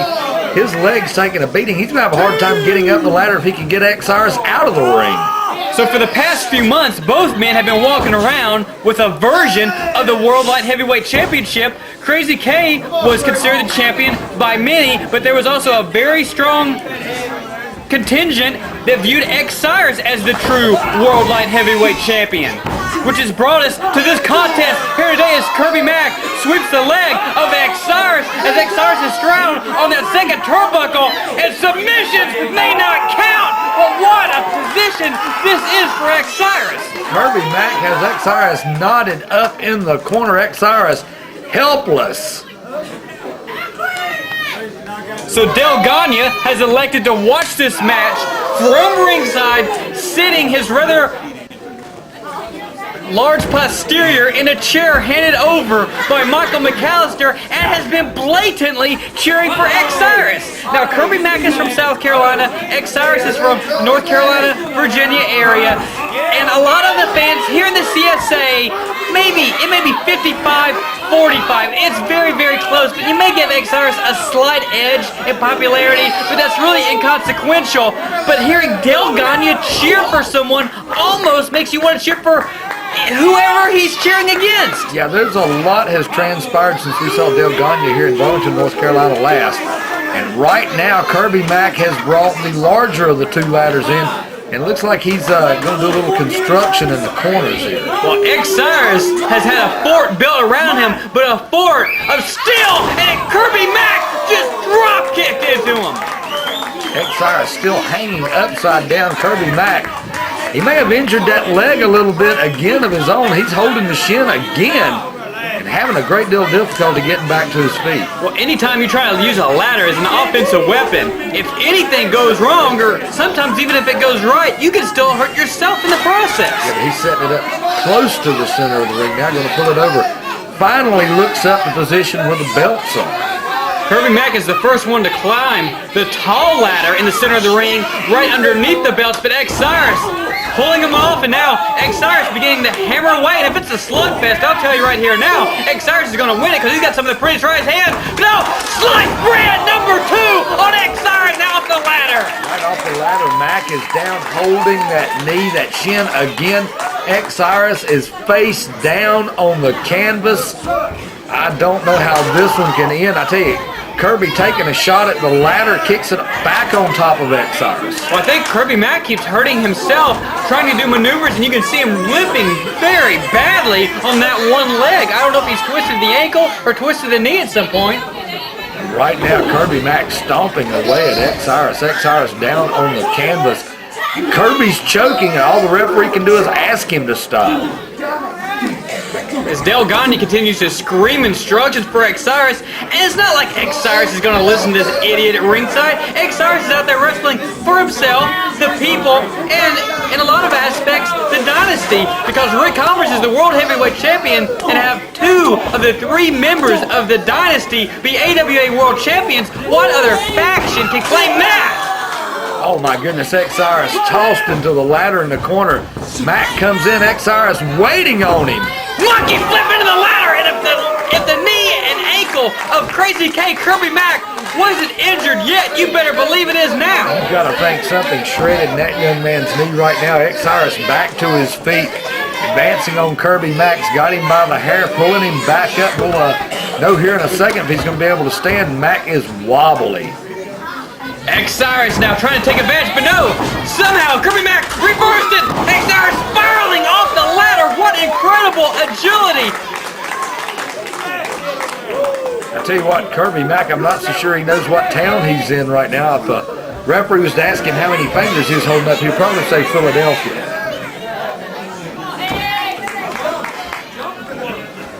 Osiris holding the hip as he's struggling over. And you almost wonder, will there be anything left of the ladders to climb, but will there be anything left of the human beings by the time they have an opportunity to climb the ladder? And Osiris is going up, but you look at this, Mack is back to Oh, what a DDT by Osiris! He saw Krazy K, Kirby Mack coming, leaped off the ladder, and tornado DDT out of nowhere. And that right there could be the turning point. Osiris trying to roll back up. And you know, Kirby Mack is not moving. I mean, it's probably a good time to try to go up the ladder, but no, he's going to take him with him, picking him back up. It's going to take so much to incapacitate both individuals. I mean, they have both, over the years, have been some of the greatest wars that you will ever see. They have wrestled with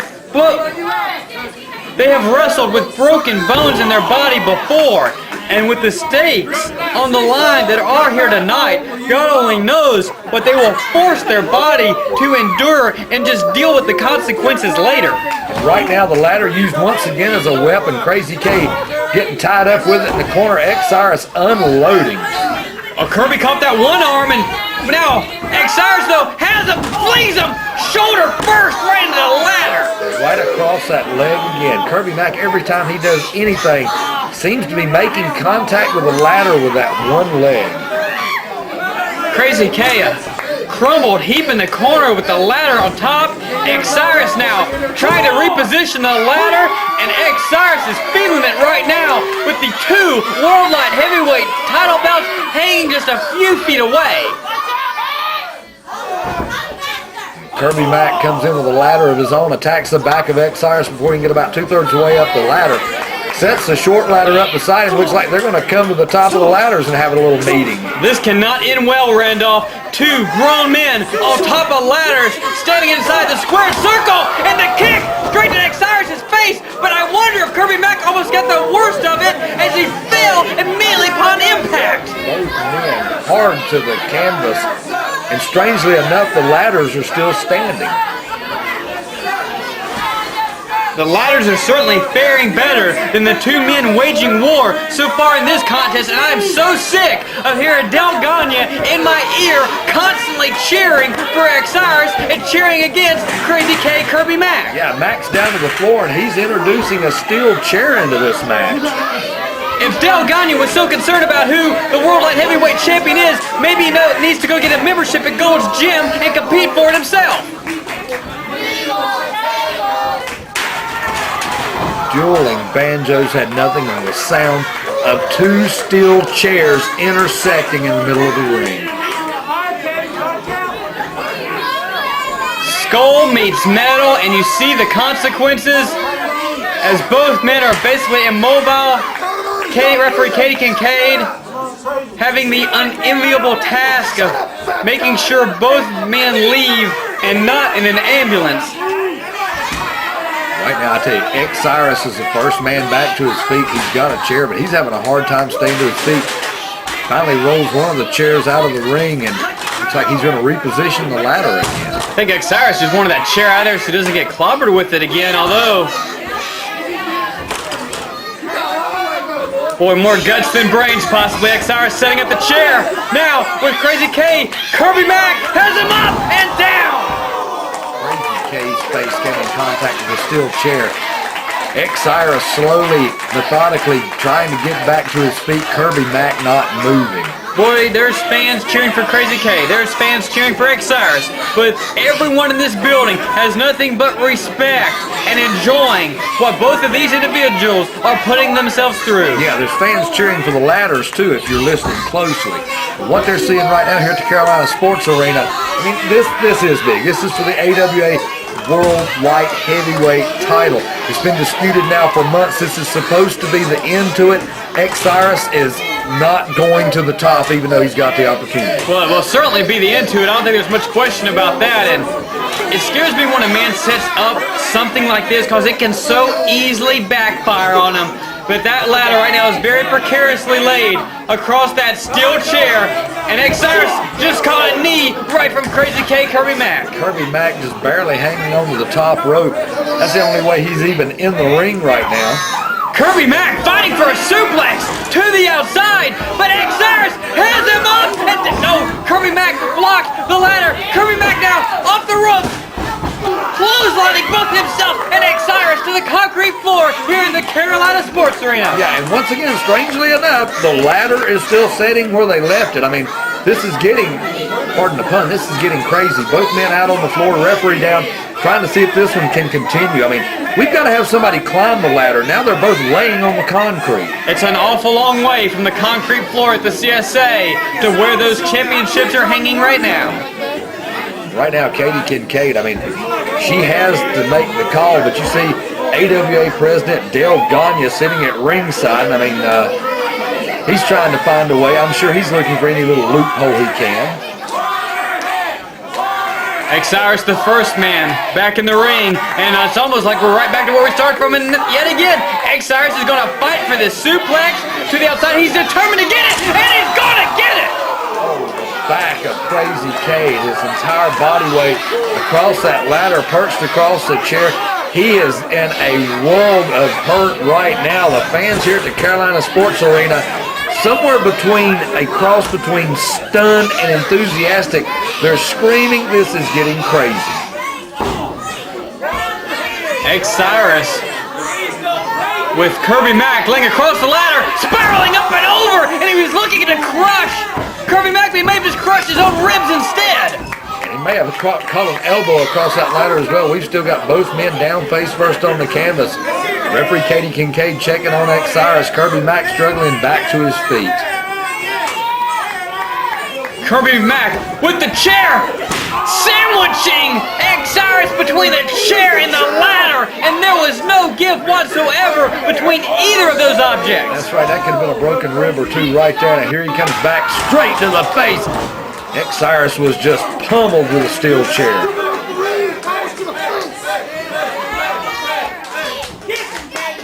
Cyrus is now the crumbled heap after being KO'd with that brutal chair shot straight to the face. And now Kirby Mack with the one standing. Oh, I thought he was going to set up to try and climb, but he's not.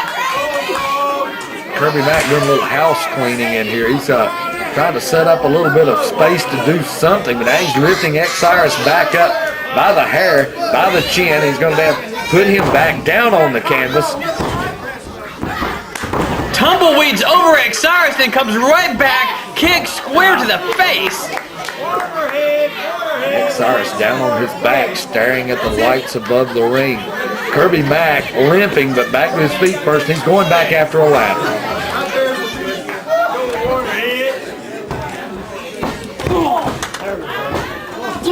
Kirby Mack barely even had the strength to pull that ladder from one side of the ring to the other. And Cyrus took almost everything he had to stop him from doing it. Right now, Cyrus taking the worst of it. Kirby Mack firing back every time Cyrus tries to answer with something. Mack has something for him. Mack may have just made a mistake.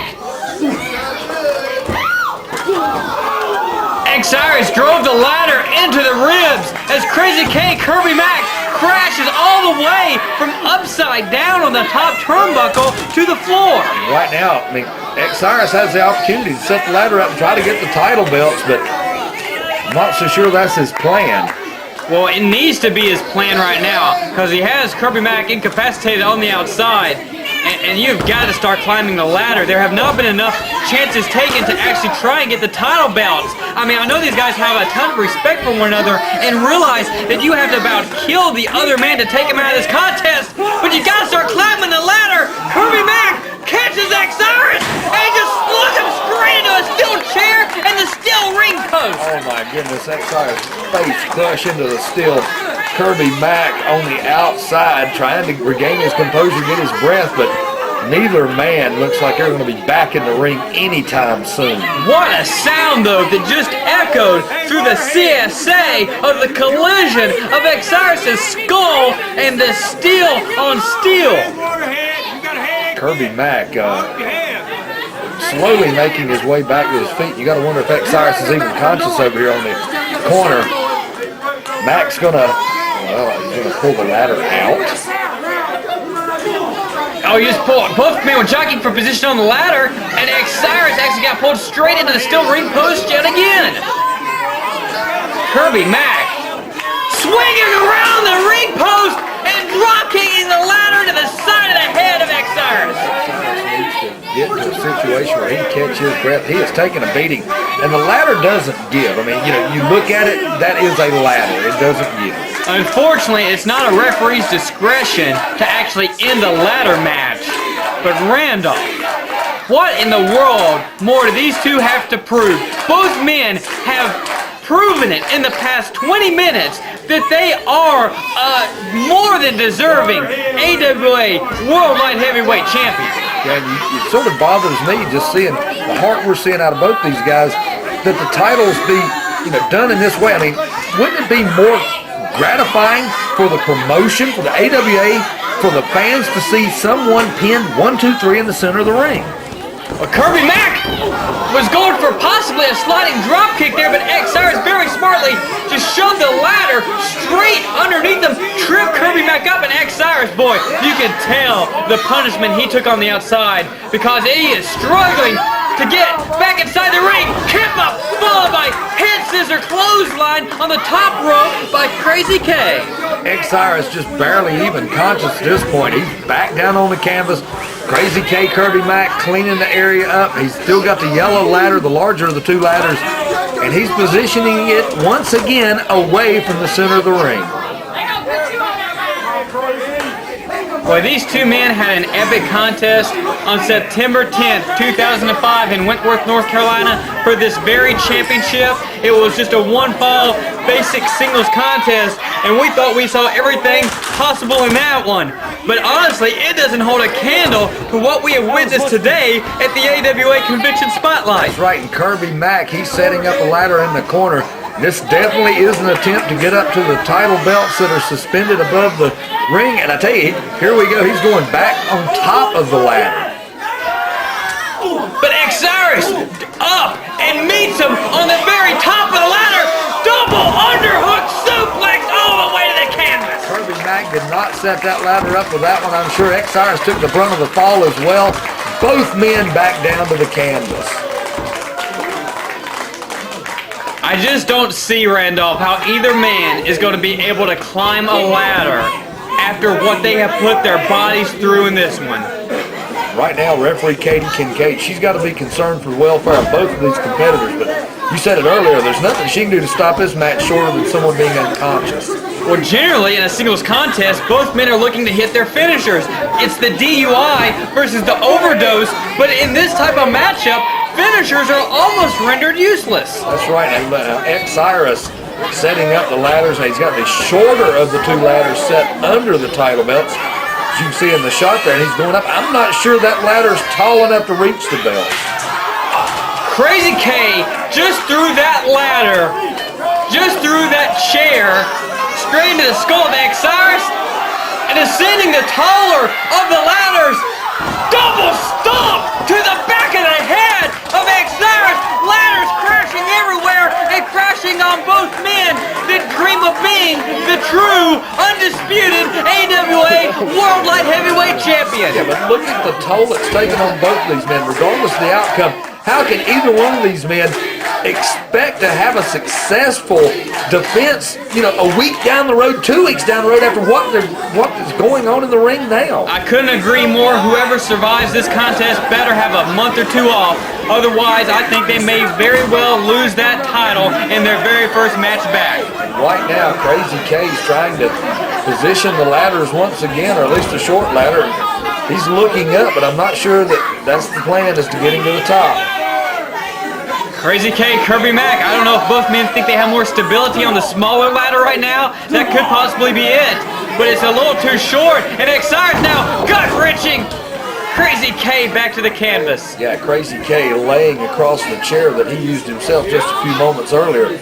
Osiris making a valiant effort back to his hands and knees, and he's got to be thinking, what do I have to do to put this guy out so I can win this title straight out?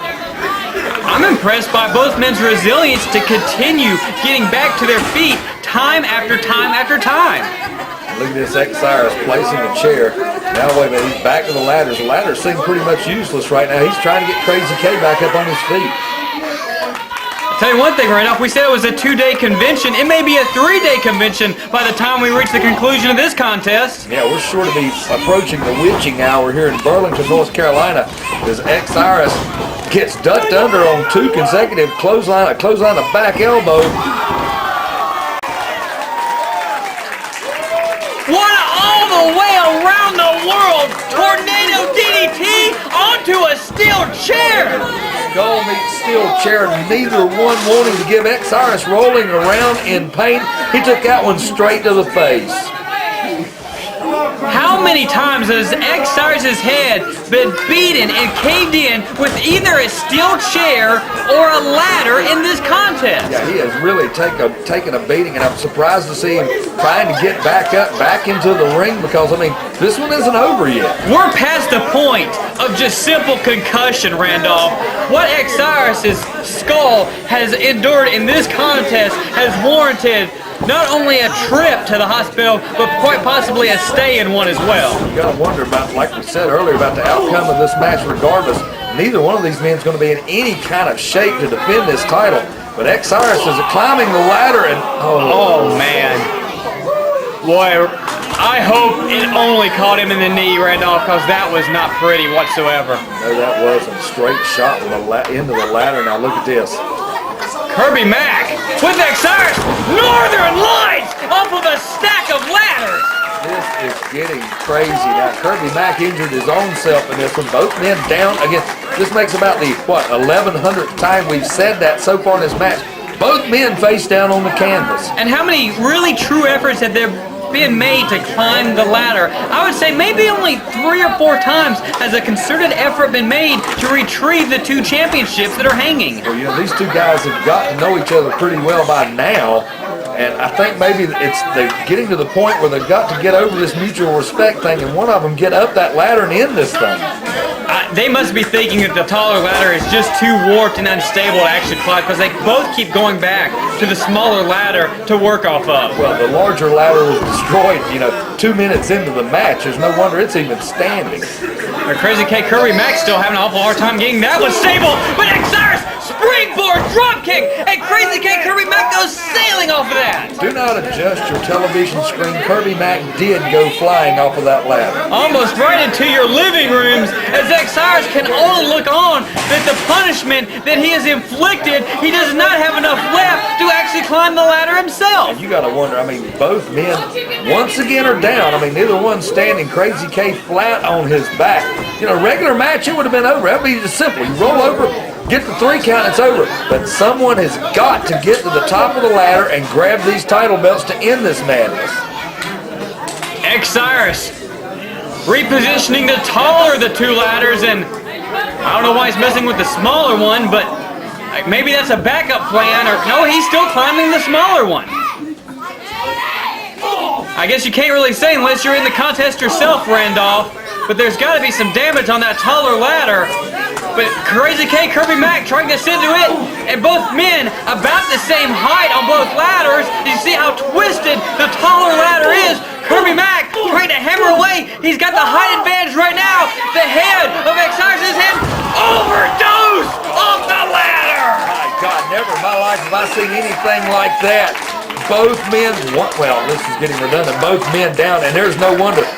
You've got to wonder, is this one over? What happens if neither man can get the ladder? Well, in a singles contest, we've had about 23 counts already, and you better believe after the overdose off a ladder, you'd be having another one. I don't know how Cyrus is able to do it, but he's rolling around over here, so I know he's still alive. But you got to look, Krazy K positioning the smaller ladder, now tossing it away. He's got to be thinking he can't take any more of this. He needs to get up to the top. Well, the overdose has finally taken out one individual. The overdose beat the DUI to the punch, and the title may finally be right for the pickings for Krazy K Kirby Mack. Mack's making his way up the ladder, and I got to wonder if he's positioned it right, but I mean, he is a lot closer than he was earlier. Well, he seems to be just within arm stretch. As long as the ladder doesn't collapse underneath him, the titles are right there, right for the pickings for Krazy. What in the world is the Tapagoo Delgado doing getting in the ring? Delgado entering the ring with a steel chair. This is the president of the American, and there's TJ Mack making the save. That's Krazy K's brother, TJ Mack, making the save for Krazy K. Kirby Mack, who's eye to eye with the AWA president, Delgado. You smell something. Delgado quickly backpedaling. Now they squared up with Krazy K. Kirby Mack, and just takes a well-deserved shot straight to the face. And now TJ Mack has opened the door for his brother to become the undisputed AWA World Light Heavyweight Champion. Well, this isn't exactly how we thought this one would end, but Kirby Mack is making his way up to the top. The referee seems to be allowing it, and he's got hold. What? Wait a second. The ladder did collapse. TJ Mack just yanked the ladder out from under the feet of his very own brother. TJ Mack setting the ladder up under the... Well, what good does it do? Well, Cyrus is still crumbled on the outside from the overdose. And TJ Mack is retrieving both of the AWA World Light Heavyweight Championships.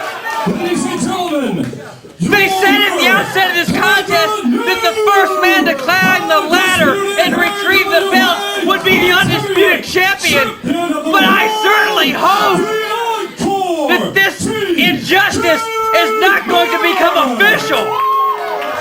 TJ Mack standing with both titles in the ring, and this crowd is stunned.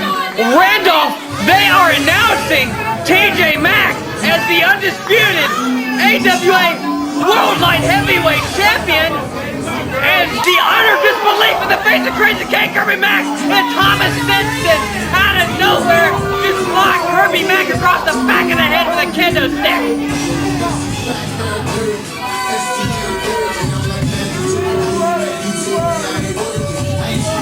Kirby Mack and Cyrus just laid it on the line for over a half hour and endured unhumane punishment upon their bodies, only to have a man that has not competed in a match the entire evening come out, walk up the ladder, and retrieve 2 championships that he doesn't even remotely come close to deserving. This is a travesty of justice. You know, the board of directors has got to become involved in this at some point. I mean, I wouldn't be surprised if in 2 days, on Monday morning, if we don't pick up the paper and see what the AWA is taking this title away from him. Let me echo the sentiments of many fans right here and now in the Carolina Sports Arena. That is as preposterous of an ending to a professional wrestling contest I may have ever witnessed, and I hope Delgado is proud of himself because he has just insulted Krazy K, Kirby Mack, Cyrus, the fans, and the entire AWA by allowing this travesty to occur. I've never seen anything like this up close or on videotape. And where else could it happen? Right here in Burlington, North Carolina. The fans appreciative, but they're still questioning how in the world somebody not even entered in the match could walk out with the titles. I will certainly stand with these fans and give a standing ovation to the efforts of both Cyrus and Krazy K Kirby Mack. It has nothing to do with the conclusion of this contest. which is even beyond comprehension that it was allowed to occur. But we will never forget what Osiris and Krazy K Kirby Mack did in an attempt to become the undisputed World Light Heavyweight Champion. Correct. Correct.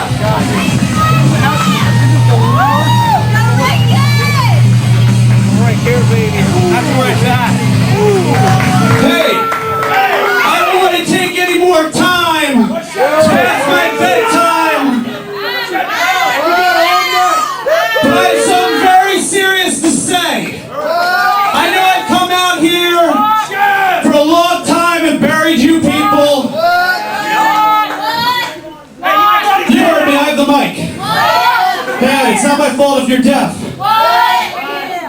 I used to come here and there was this little old man, maybe 112 years old, named Donnie. And unfortunately, two things must have happened. Either God answered my prayers and he died, or like all of you, he's not a man, he's a coward, and he can't face real champions. Oh my God. I know I pick on you every time I'm here, but you're even fatter than the last time I saw you. 2 chairs. Don't laugh at this guy. This guy's going to die of a heart attack any second. And it's a shame because he had to buy 2 seats. Hey, I'm feeling great. I'm feeling so confident. And there's no way God's green on the win losing tonight. And I'll go this far and say, if we lose the World Tag Team titles, I will retire from this godforsaken sport that...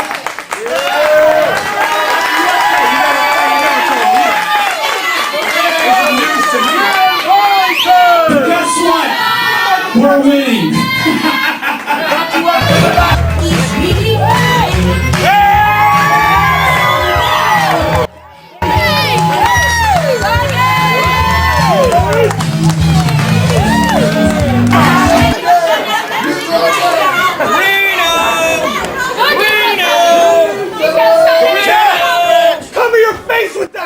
We'll round off the king of old school. Steve Corino has once again entered the building that has not treated him too kindly in the past. And once again, he's here to defend an AWA World title as Steve Corino and his protege, Ricky Landell, defend the AWA World Tag Team titles against the AWA's very own Mid-Atlantic Tag Team Champions, Rob, the Boogie Woogie Man McBride, and Tank Lawson.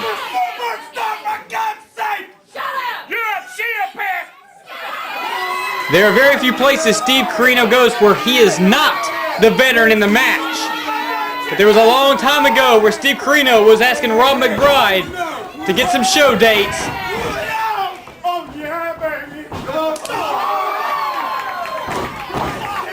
And right now, one half of the old school Bloods is getting rocked by both members of the AWA Mid-Atlantic Tag Team Champions. Corino comes crashing to the floor, and you know, that is a new look Corino. He didn't look like that the last time we saw him here in Burlington, but Ricky Landell, I mean, that's pretty much the same view we've always got of him.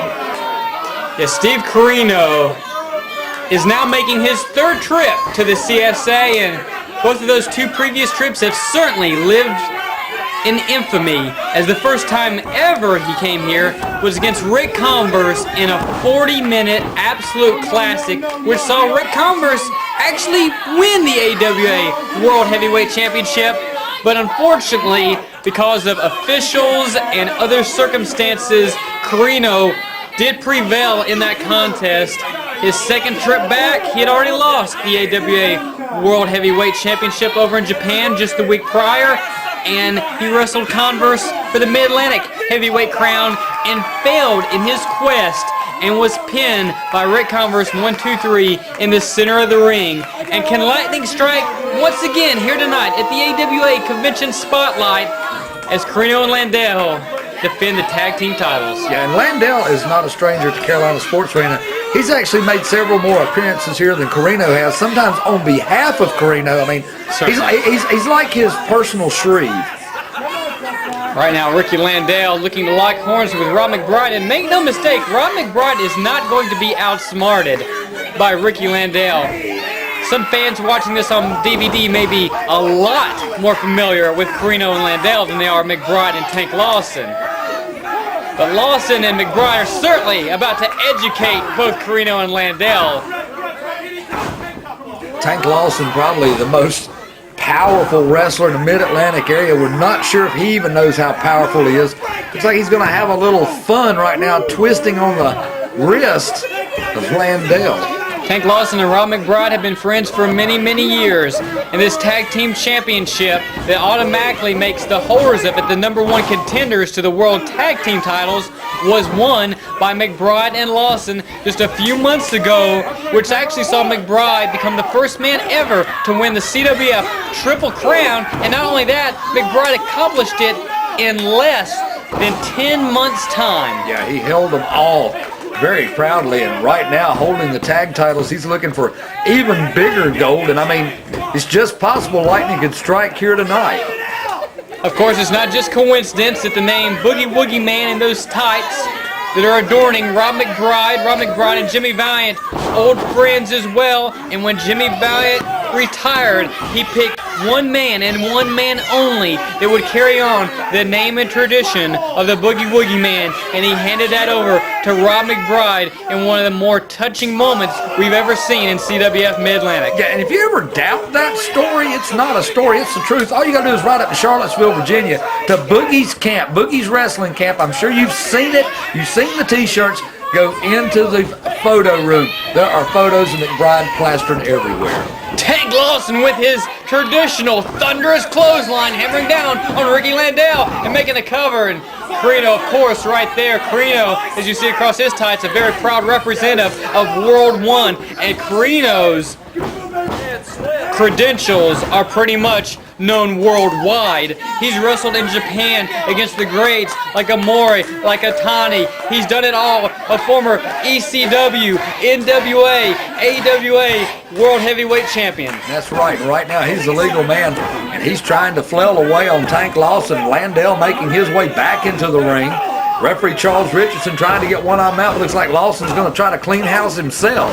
Lawson hammering his way out of the corner, taking off both Corino and Landell, making the tag back to McBride. I was going to say, Lawson probably is, well, not probably, he is the most inexperienced man in this contest by far.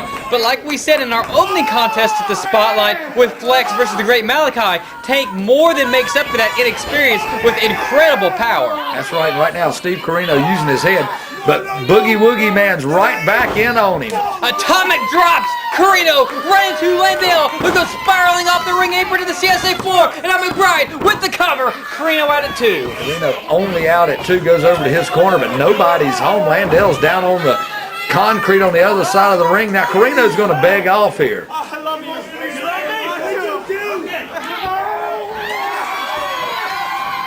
This building has haunted Steve Corino since January of this year, when his shoulders were pinned by Rick Converse in his quest to become the new Mid-Atlantic Heavyweight Champion and take that title elsewhere.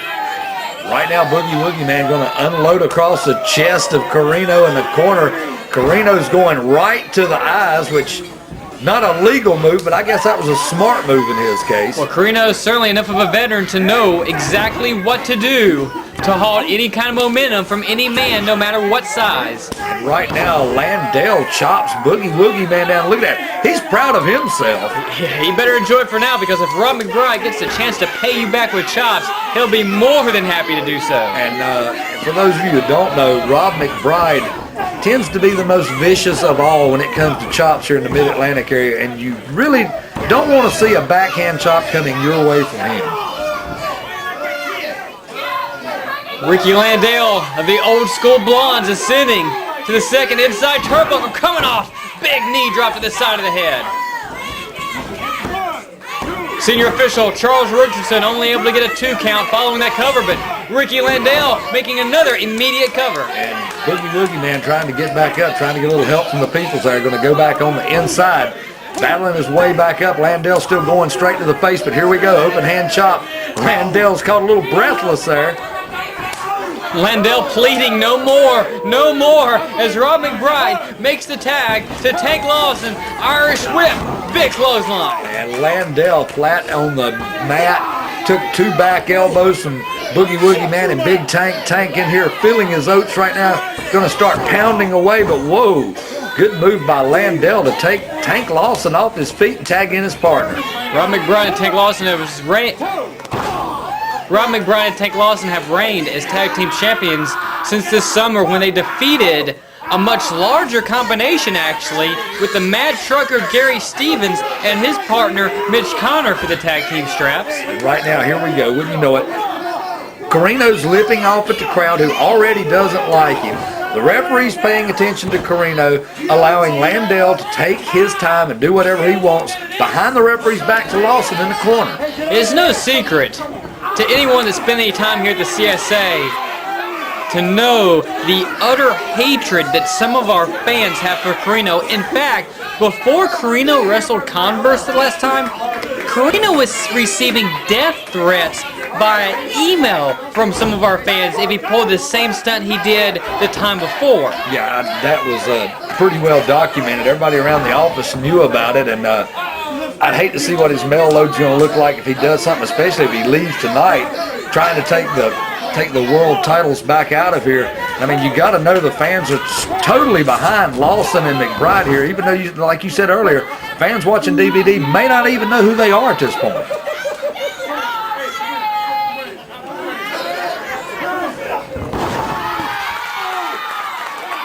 A little bit of over-exuberant gyration leads to no one in the pool for Carino and Landale, as Lawson easily has enough time to roll out of the way of that.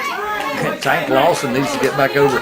He's got to get past both of these guys to get to his corner to make the tag. It looks like he's finally heading in the right direction. No, but Carino very smartly drew Rob McBride in.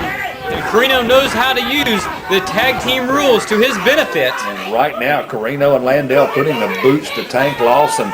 Lawson on the wrong side of the ring. Now the referee finally gets back over. I think, did he just ask who was the legal man? Quite possibly so. And let's not forget, Carino has had a lot of things to say about the Mid-Atlantic throughout 2006. Forget about his loss to Converse, which haunts him to this day. Rick Converse traveled to Indianapolis to wrestle Taco Mori on June 14th in Indianapolis.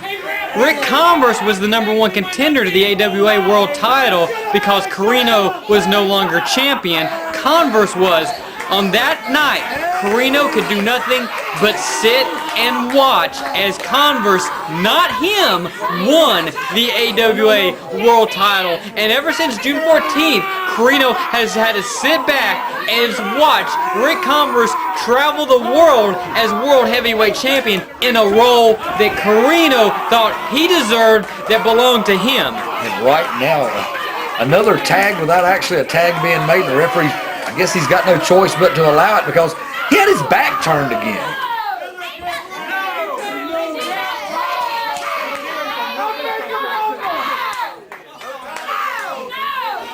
Steve Carino can certainly hit the Mid-Atlantic with a huge blow here tonight, as many fans have pegged McBride and Lawson to quite possibly pull the upset of the year in the AWA. And right now, it's not looking too good for the McBride-Lawson camp as King of Old School's cranking away on the chin of Lawson. Lawson trying to get a little help from the people, and it appears to be working. Lawson, with all that strength, hammering out Carino's grasp. That big kick sends Lawson right down to his back. But I do wonder, as this match continues, Carino stated it at the outset of the convention here tonight that he wants Converse in the AWA World title. I hope it happens that Carino is somehow overlooking McBride and Lawson as true challengers and has his mind more on Converse than these two. You know, he did address Converse in the pre-match conversations with the reporters well before he ever even brought up the tag title defense. And right now, I mean, they appear to have everything well in hand. They certainly do because of their savvy veteran leadership of Carino and Ricky Landell working like a well-oiled unit that they are as the Old School Blondes. And I tell you what, they are making a lot of tags, which is, you know, that is the trademark. You've got to keep your opponent cut off from making a tag, which they are doing successfully with Lawson. And right now, they're taking every advantage they can every time the referee's back's turned. Ricky Landell blatantly choking out Tank Lawson with that towel it brings to ringside, and it just dawned on me, Randall, how in the world are they their Old School Blondes if Carino just shaved his head? Neither one of them are blonde. What are you talking about? I mean, I'm not seeing a lot of Old School here yet either. See a lot of trickery and a lot of deceit, but they have cut the ring in half. And are also working on the more inexperienced member of the duo, which is really what you want to do in tag team contest.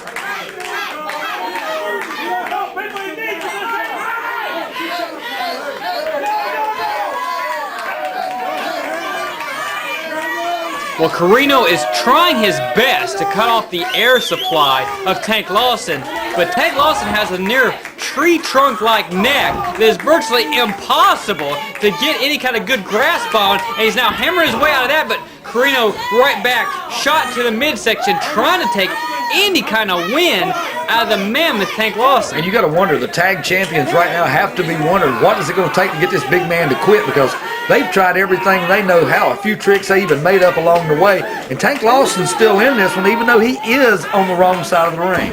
Ricky Landell wrenching away with the abdominal stretch, and Carino trying to apply a little extra leverage from ringside to the blind eye of Mr. Charles Richardson. Richardson directs Carino back into his corner.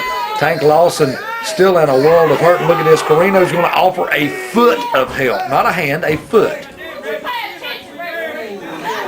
Lawson still strapped all the way back in the opposition corner, making tag in and tag out are Carino and Landell, and Carino just calmly drawing Rob McBride in the ring, and you know it's driving Rob McBride nuts to watch these two get away with this trickery. Right now, Tank Lawson, more than anything, he needs to make a tag or this one's going to end. It's not going to be good for them. The champions right now are working like a well-oiled machine. You see why they are the AWA World Tag Team Champions.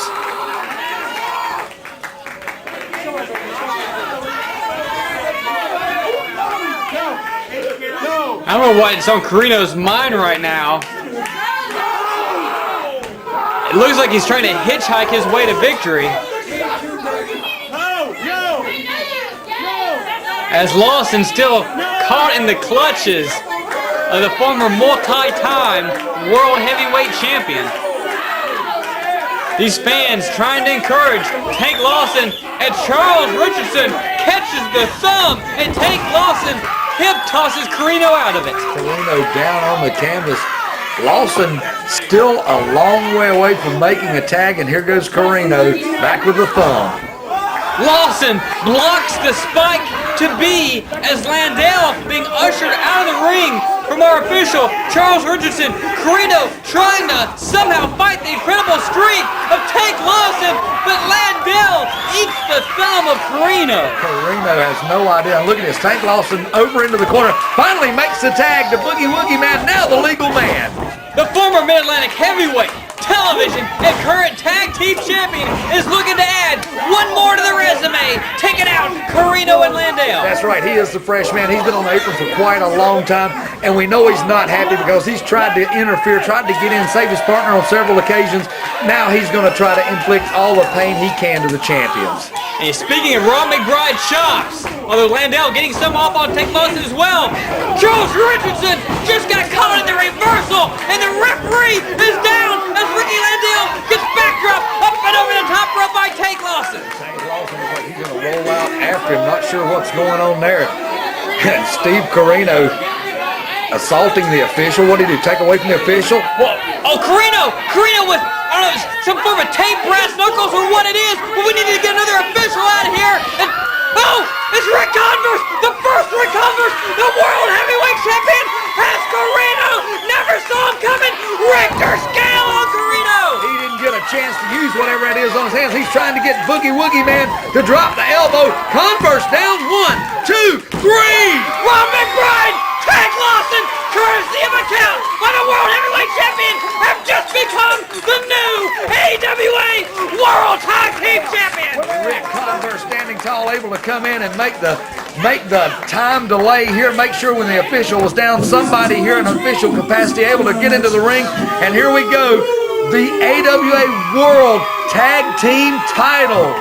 Guerrero has fallen yet again at the CSA. The building that haunted him in January continues to haunt him in December as Rob McBride holds a high, the biggest win in his professional career, and Guerrero can do nothing but look on in shock and disbelief. And look at this, the dressing room's starting to empty out. Congratulations, this will be a party tonight in Burlington, North Carolina.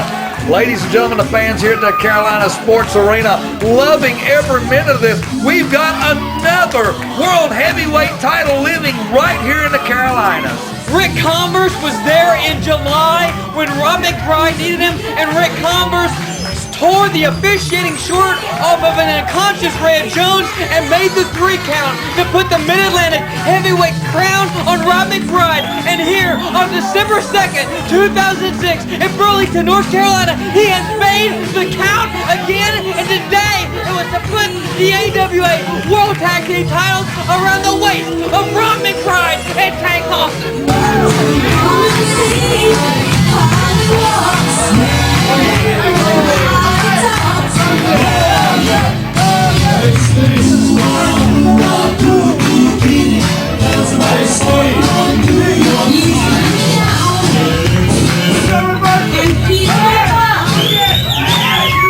Hey Steve, where's that retirement speech? Where's that retirement speech, Steve? Ladies and gentlemen, the new World Tag Team Champion.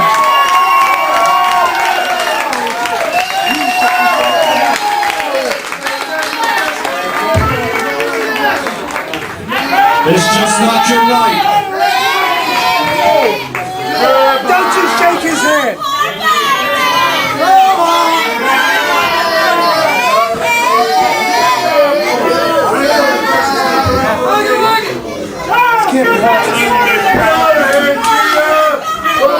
I'll see you on the streets!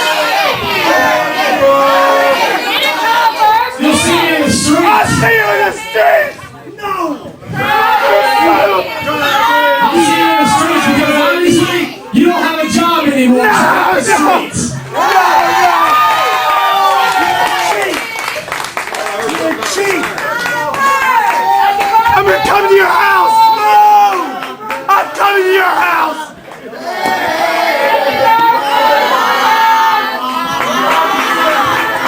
You double-crossed me!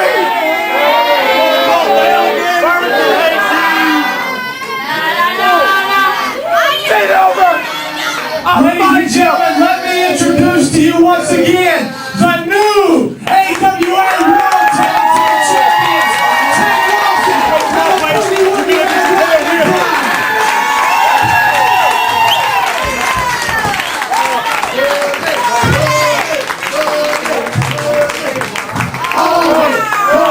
One more thing while I'm thinking about it.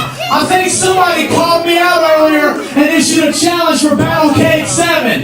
So I gotta say this. Joey, Silvia, get ready. Because my undefeated streak at Battlecade is not gonna end December 30th. Because it's you and me for the AWA World Heavyweight title. Hey, the floor is yours, champ. Happy birthday, Boogie! Thank you, baby. Slicky Ricky, it's awesome. We've got the Mid-Atlantic area's got every world champion. Slick Rick Converse, Boogie Woogie Man, Tank Lawson. Right here in the Mid-Atlantic area, we're it all began, baby. And I'm gonna tell you right now, I could have never done it without each and every one of y'all. I have to say, in my 22-year career, this is the greatest moment of my life. I love you, man. You know I'm not allowed to have a microphone because I say SOB a whole lot. But I want to tell you, y'all better recognize you bunch of beaches. See, I didn't say it, but it's an honor. And thank you very much. And we will uphold these championships to the highest.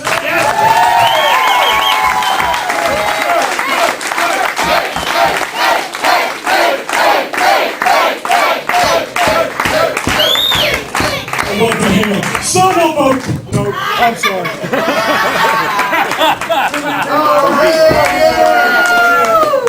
Happy birthday to you! Happy birthday to you! Happy birthday, dear Boogie! Look at us spanking!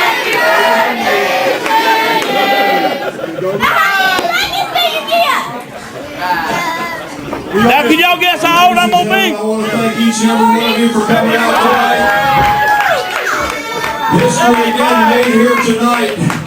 Check us out. CWF. From everyone at CWF, Mid-Atlantic, and the AWA itself, thank you so much for joining us here tonight from the Carolina Sports Arena. That's right, this is CWF Mid-Atlantic. This is where the world comes to watch wrestling.